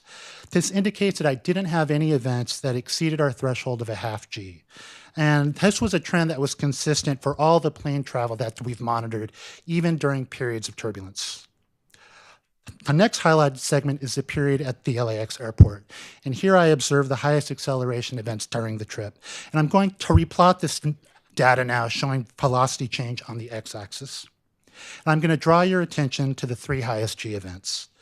So this specific event at the exterior crate was the highest G event recorded during this transit and occurred when the crate was at LAX. It also has a relatively low velocity change and did not coincide with an event inside the interior crate. Here's that event on the acceleration versus time plot, and you can see that indeed stands alone. I'm going to highlight two more events with relatively high Gs. Here we see two coincident events, one on the interior crate and one on the exterior crate and one on the climate box. And while the event on the exterior crate had a lower peak acceleration than the event I just discussed, it has a higher velocity change and therefore has the potential to transmit more of its energy into that inner crate. And if I return to the acceleration versus time plot, you can see that the highest acceleration event at the climate box coincided with this specific shock event at the exterior crate, as well as the numerous other events at the same time. Our courier, unfortunately, isn't able to see the activity happening at LAX at this time. However, a possible cause of these events could be the use of non-air ride dollies at the airport to transport art from the warehouse to the plane. And this has the potential to subject the crate to more energetic forces than other transit segments. While it hasn't been a consistent occurrence, I have noted similar high G events at airports during other transit monitoring. Our next case study is going to examine shock during the transit of the Epoxyminos bronze, which was created in a completely different manner than the previously two objects. Here the statue is placed inside an aluminum inner cage with rigid polystyrene inserts positioned between the statue and the cage. The cage is then placed inside an outer crate that has sorbethane rings positioned in between the cage and the outer crate. And the concept here was that the statue and the cage are going to remain rigid, allowing the work of shock and vibration mitigation to be conducted by the sorbethane rings. The object then traveled by truck from Vienna to Florence. And these are the shock events recorded during this transit. And I'm going to highlight three parts: handling in Vienna, the truck transit, and handling in Florence. You'll notice that the truck transit, which is here in the middle, coincided with events that were approximately 1G at both the exterior and inner cage. Though exhibiting greater shocks compared to flight, air ride trucks typically result in relatively low acceleration events at the inner crate.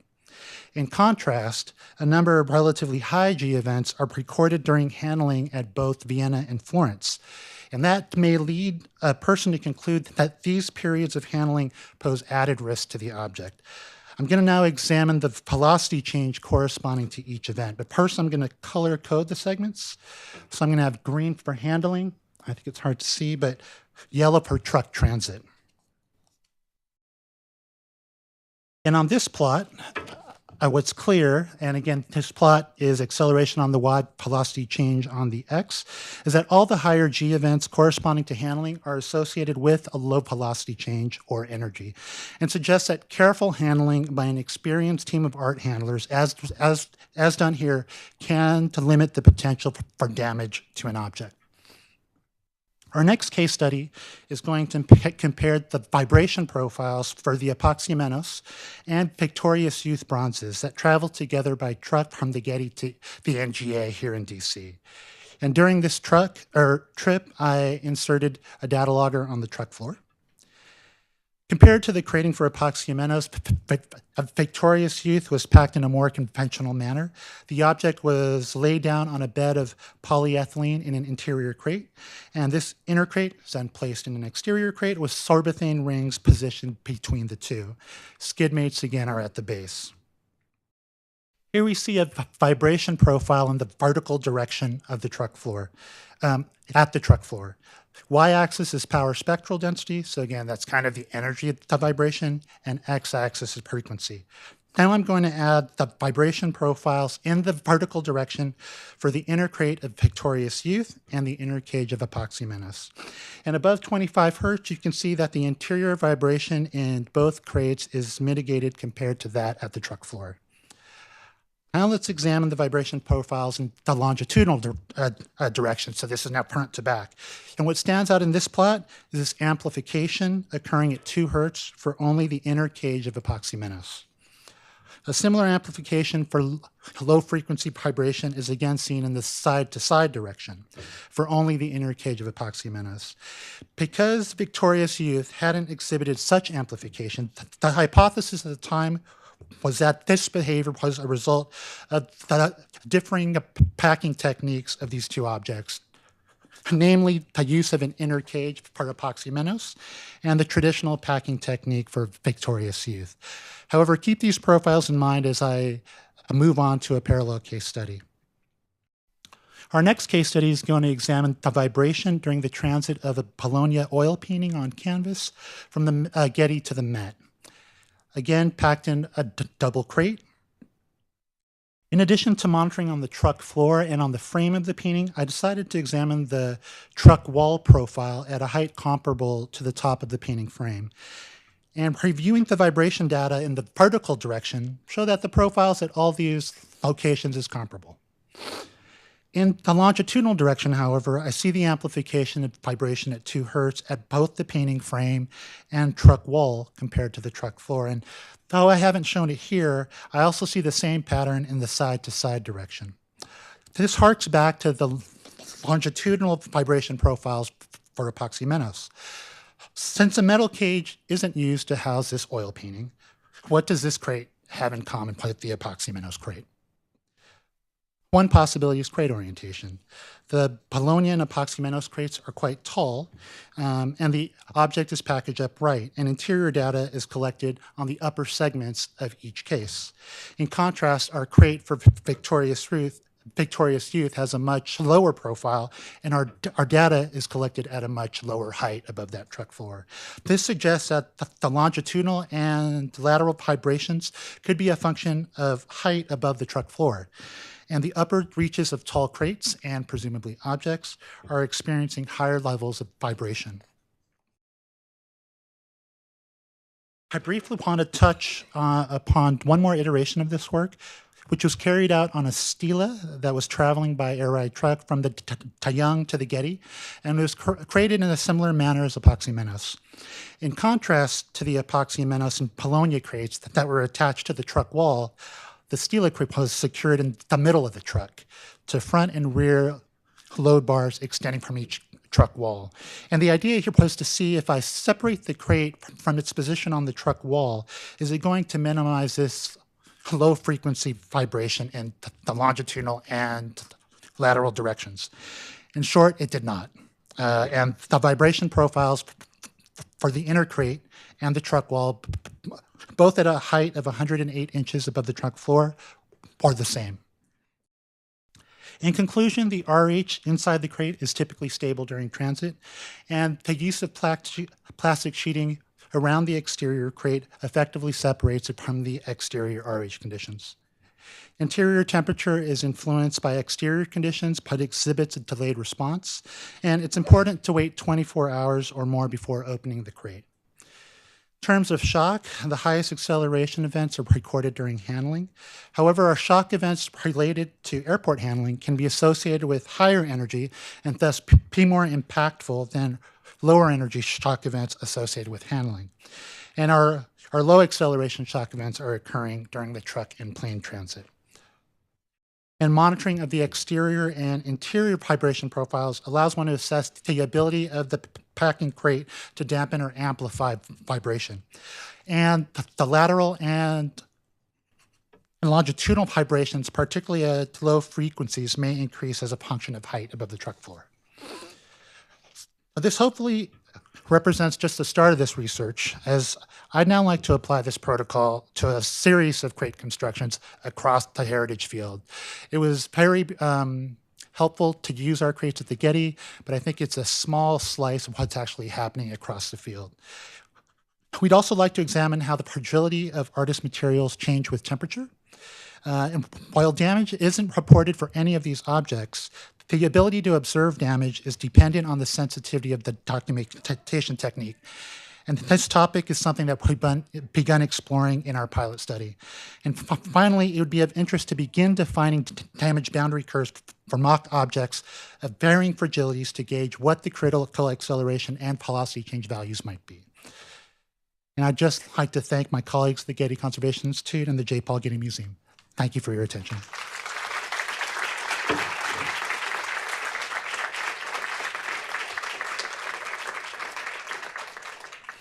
Are there any questions?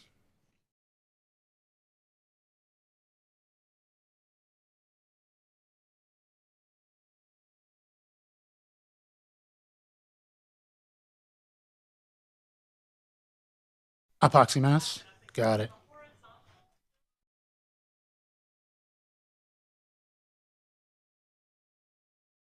Okay. Okay, so here, the trends that were conflicting were in the longitudinal, so front to back in the truck is, okay.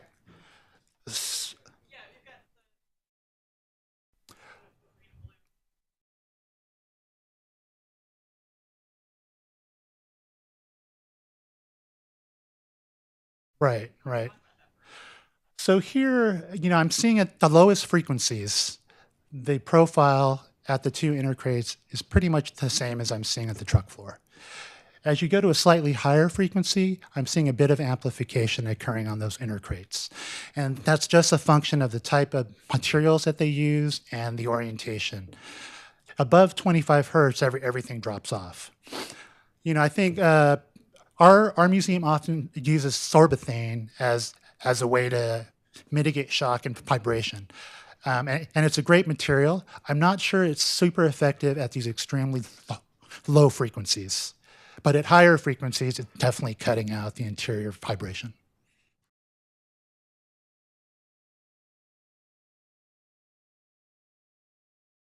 Thank you.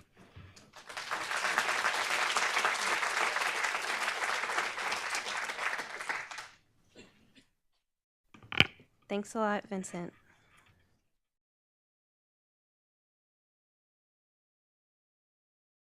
So it's my great pleasure to introduce Patty Silence, who is the Director of Conservation Operations for Colonial Williamsburg Foundation. And although historic structures, I think you'll find some really interesting parallels to what the Smithsonian is dealing with.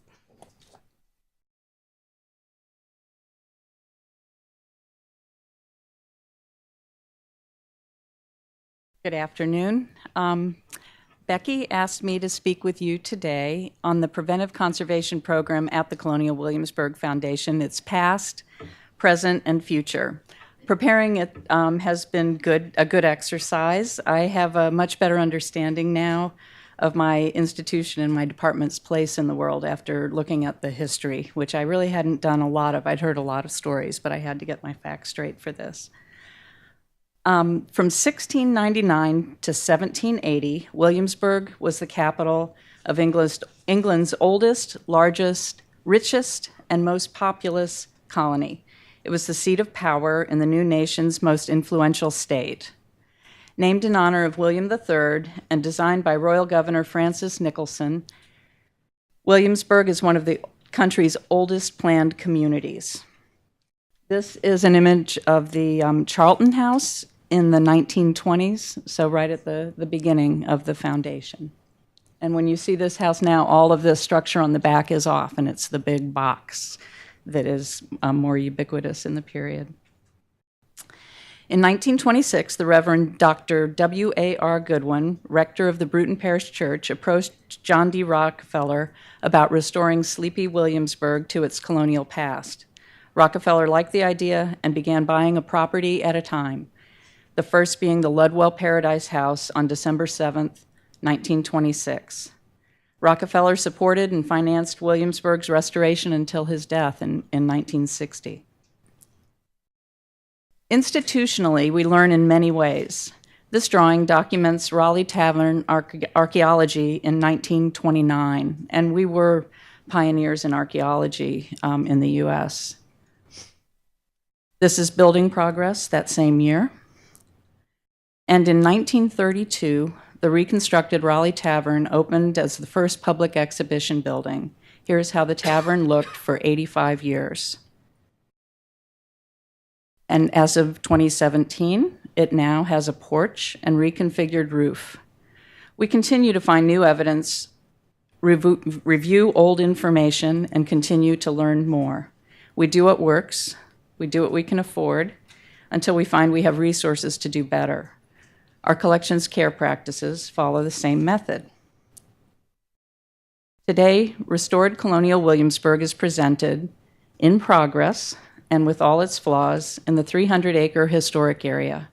It comprises 88 original buildings and hundreds of other homes, shops, public buildings, and other structures that have been reconstructed, most on their original foundations.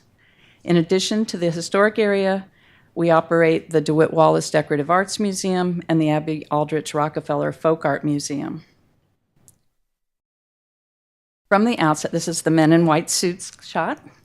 The white men in suits, excuse me. All right. From the outset, Colonial Williamsburg was an architectural endeavor, and interior furnishings were purchased by interior decorators. And I bet you can pick that person out in this shot. But she also did, I'm sorry, but I'm blanking on her name, but she did paint analysis as well, so scrapings in the buildings. So, in the 1930s and 40s, custodial staff cleaned and polished everything. Artisans restored collections during this period. Textiles and other objects were cut up and used to repair, replace, or recreate 18th century items. Everything was used: furniture, ceramics, silver, machinery, textiles. They were subjected to smoke, handling, flowers, water, and food. Perhaps the relative ubiquity of 18th century materials in the earliest days of our collecting led people to view them as quite durable. They were also probably quite inexpensive. In the 1950s and 60s, museums began to recognize the conservation profession. By 1950, the archaeology department estimated that it had sent out over 5,000 copies of its conservation protocols. In 1952, air conditioning began to be installed in exhibition buildings. In 1953, George Stout was consulted regarding appropriate temperature and relative humidity levels. That same year, an assistant for inspection was hired to oversee day-to-day collection care and ensure that a high standard of cleanliness was maintained. Mildred Lanier worked with a team of dedicated custodians, one per site. They were dressed in 18th century costume and cleaned while the buildings were open to the public. This is not Chief Curator John Graham. This is Lassie in 1960s at visiting Colonial Williamsburg. Chief Curator John Graham II took a proactive approach to collections care. There was concern for storage and access to collections in order to change exhibitions. A state-of-the-art collections building was constructed. It was air-conditioned and air-filtered. It had facilities for laundering and ironing textiles, a soapstone sink for chemical baths, microscopes, UV examination lights, and a fumigation chamber. Mr. Graham is quoted in a 1962 Museum News article that the less important antique textiles can be substituted for the rare window and bed hangings used in the winter, thereby preserving them from the wear of summer humidity and bright sunlight. Thymol crystals were kept in flat file drawers to prevent damp and mold. In 1971, Graham Hood was named our chief curator. His staff of formerly trained curators, highly skilled craftsmen, and contract conservators undertook the task of preserving objects exhibited in the historic area, and in 1985, the newly opened DeWitt Wallace Decorative Arts Museum. This is a contemporary shot. This is in December. We have a drone, and we're having fun with it.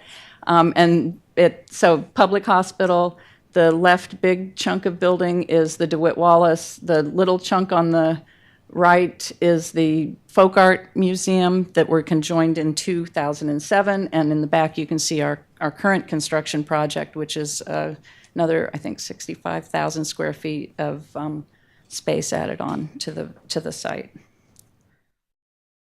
At this point, in the 70s, 18th century textiles and works on paper were pretty much removed from the historic area and replaced with high quality reproductions. Dr. Nathan Stolo visited so I have conflicting information here. I have a cassette tape of recording this meeting with Stolo, and it said it's in August 1978, which I believe is just prior to him going to CCI. And I've always heard everybody say that he used the term preventive conservation in the early 80s. He uses it on this tape. So I need to get it transcribed and really get into this. So this is preliminary, but it's pretty cute. He says, "You're getting into the area now of preventive conservation. If the climate and environment are maintained at suitable levels, then you are preventing certain things from happening." The Colonial Williamsburg's Department of Conservation, as we know it today, began formally in 1984 when Graham Hood hired Stolo as foundation conservator. By 1987, his department included conservators specializing in objects, furniture, metals, textiles, and archaeology. During this time, the Historic Area Conservation Technician Program started. This was the first time that collections were maintained by staff trained and supervised by conservators. I note that since the 1970s, custodians' workloads had increased dramatically. There were no longer one person for each site. Activities in the sites were sharply divided, collections care for the collections, and site care focused more on visitor perception and comfort. This was the era of the memo. There are hundreds describing do's, don'ts, and observations. Conservators poked their noses into business that affected the long-term preservation of the objects in their care, and they copied everyone. And at this point, I notice a bias towards the objects or the collections, and the architecture begins to suffer. HVAC is installed and tried to achieve museum standards, and we know now that this is not the best for historic structures. And this is, I just couldn't resist. This is from a 1986 edition of the CW News, which is still our staff newsletter. So, and I think they were just saying that maybe you guys should think about this and the rest of the foundation, because everybody smoked in Virginia at that point. Giant leaps in collections care and staff working conditions were realized in 1997 with the opening of the DeWitt Wallace Collections and Conservation Building, occupying 75,000 square feet on 3 floors. The building is home to curators, registrars, and conservators. There are 9 well-equipped labs and full but excellent storage space for collections. During the 90s, there were projects that I consider preventive, looking at wear on 18th century floorboards and dust collected on sticky slides. Architectural preservation was still not integral to the program. An architectural conservator was part of the conservation department, but his projects were limited to treatment of architectural elements. Preventive architectural maintenance was managed. Okay, now I've gotten my, sorry, excuse me. How do I scroll down on my notes, Becky? Oh, no. There were distinct silos, and integration of work was not, didn't optimize, oh, well, what I should say. So dependent. Integration of work by different teams was organized to keep staff out of each other's way, basically, instead of trying to bring activities together and overlap their efforts. Technicians worked in the historic area in the mornings. before the sites opened, and then in the labs in the afternoon. As we brought in more interns to come and work in the wonderful conservation labs, and these were people from programs, technician work assignments became more menial and mundane, and their prospects for advancement were few. In 1999, my first job at Colonial Williamsburg was a new position, exhibits conservator. How'd you do?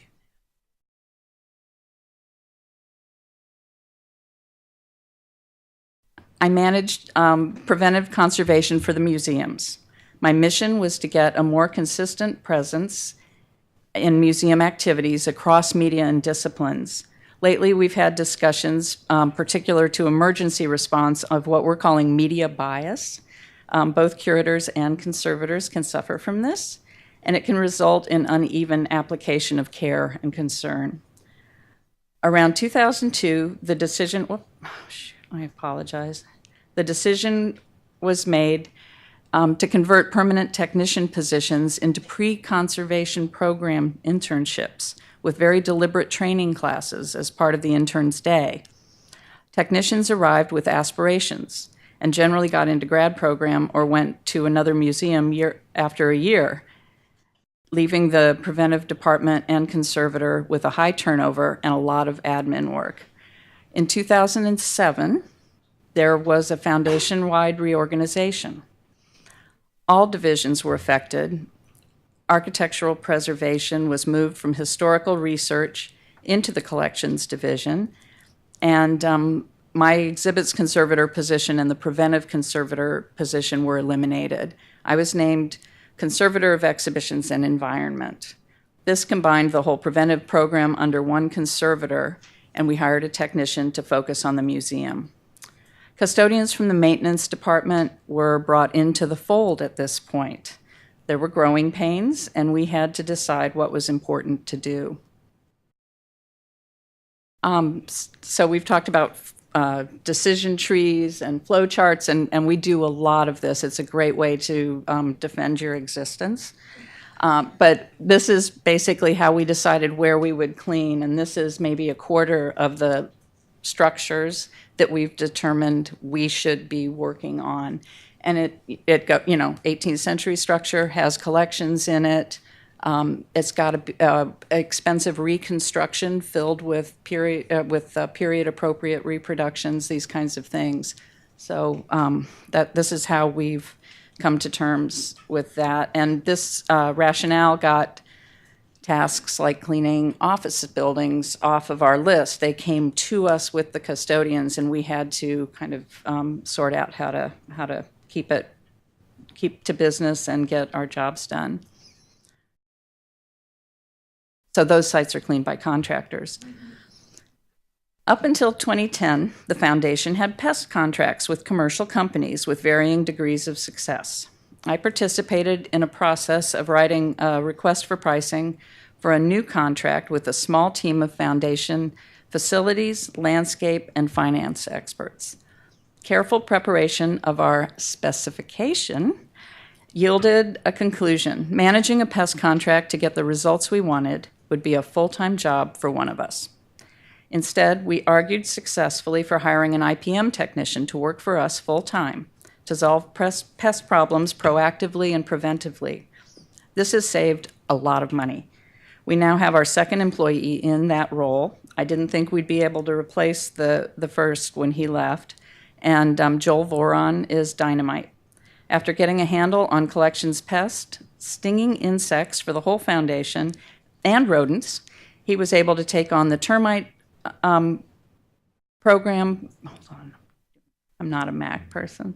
There we go. I'm doing it. No, I'm not. Hold on. There. It goes backwards. He was able to take on the termite program for all 600 structures owned by the foundation, and so saving even more money, and we have a better program because we're doing it our way instead of the way. Don't get me started on pest companies if anybody wants to talk.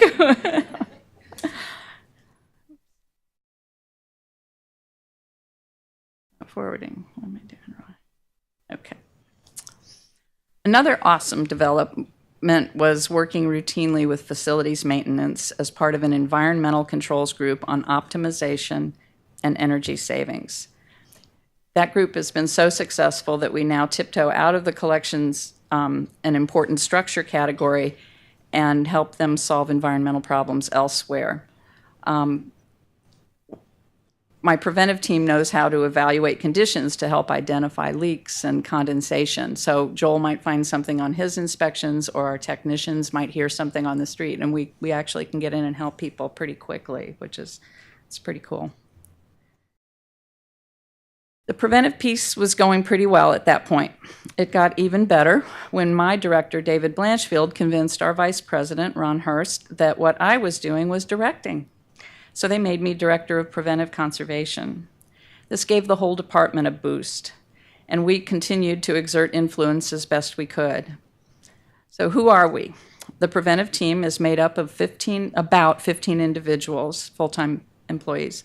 There's a manager of historic area collections care, senior technician for that area, 4 technicians, and 6 full-time and part-time aides. We have a senior museums technician and our IPM technician. Our biggest challenge is staff and time resources management, as preventive staff are on duty 365 days per year from 6 a.m. till 5 p.m. and often called upon to monitor special events and filming.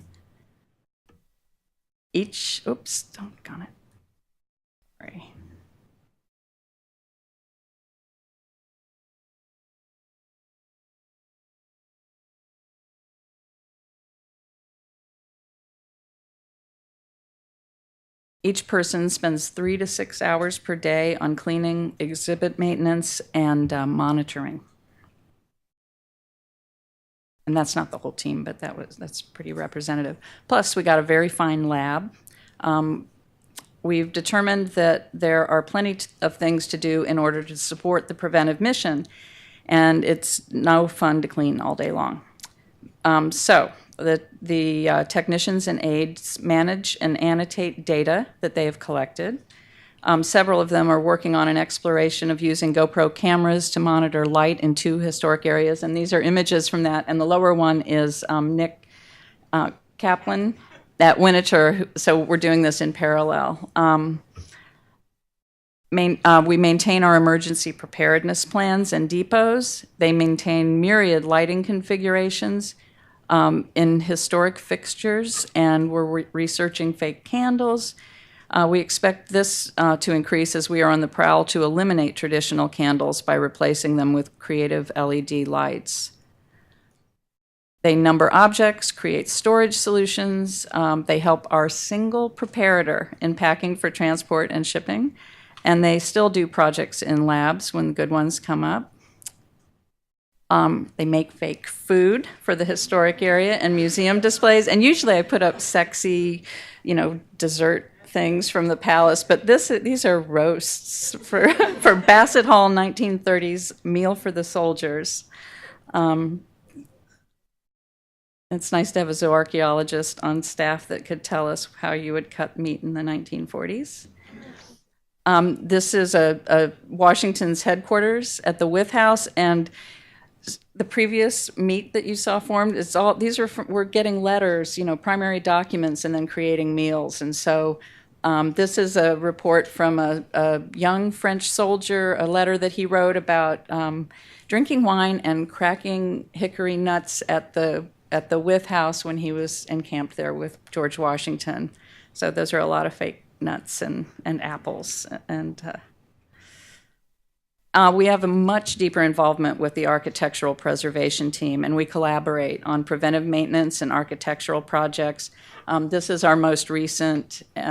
We've painted the front hall of the palace because that's the way it was done in the period, and this Victorian dark paneling just doesn't show the guns off well enough. So the antique guns, I don't know what percentage, maybe less than a quarter, went to the objects lab, and the preventive lab did the swords and the reproduction weapons. We continually engage in the historic area training actors, musicians, and interpreters who work with and around collections and expensive reproductions, including the architecture. This is often reinforced best by having colleagues train each other. One example, our preparator and senior museum technician are preparing a session for custodians, at the museum custodians, related to emergency response. Our senior historic technician is working with the associate curator of historic interiors to train evening program staff regarding conservation awareness and, again, emergency response, including biohazard. Our curator of interiors is now inviting folks who need to fine-tune their training. You know, if somebody's not moving a piano just right, she invites them to help train others, and that reinforces their learning. At the end of last June, we had another reorganization. My dream job was eliminated, along with the Director of Conservation. I am now Director of Conservation Operations. So how am I going to maintain the identity of preventive conservation without a director position? The way I see it at this point is to make people successful by giving them important jobs and full credit for getting them done well. Offer projects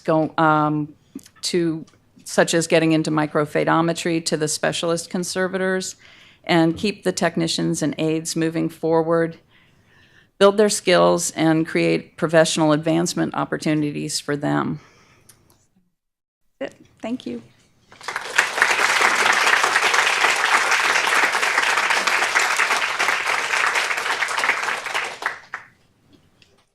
Questions? Happy to. I could do an hour on fake food. Thank you all.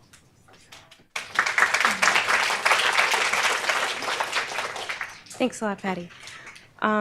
I would like to invite Dr. Robert Kessler up to the podium to give the unenviable task of bringing it all together for us. And I first planned on just saying thank you and all that, but if I do that, I won't get a chance to put my nerd hat on, as Kathleen said, or Carolyn said. So there were a couple of thoughts. You know, any good symposium, ideas come out. You think of it, you look at it, and you try to draw connections between different parts of it. And a couple of thoughts popped out that I just want to share with you because I've got the podium for a few minutes and you haven't walked out yet. So one of them, and Rob was giving Pam's talk, he talked about the Eric Brighton's group and at the Met looking at amines and finding these different molecules floating around in the collections. And I thought, this is wonderful. This is control of biodeterioration right there. That low molecular weight amines are believed to be the first line of defense on amphibians and frogs, at least down in Panama. So here you have these probably low molecular weight amines floating around inside your collections. And if you get a high humidity, you're probably controlling the fungi.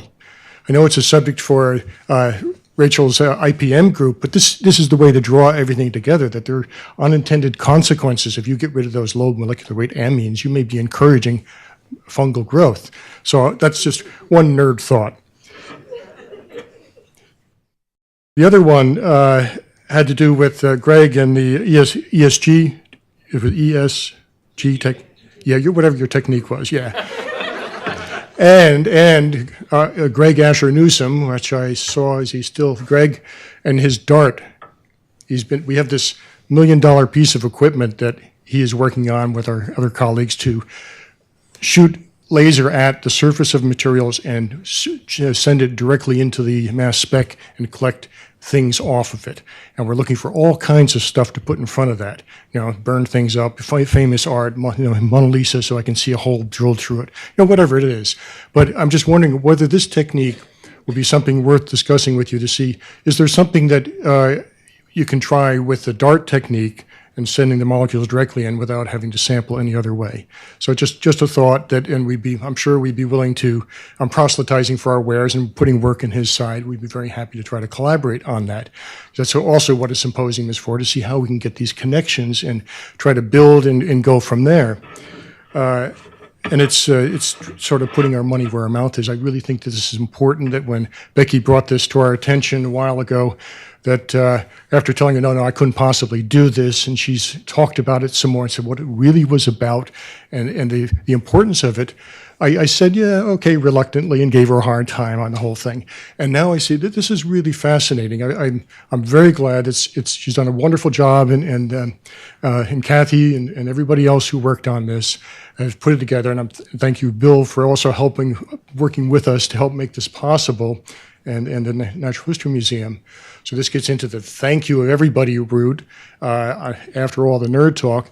Especially I need to thank our translators, the sign language. They're working. We're sitting here listening, having fun.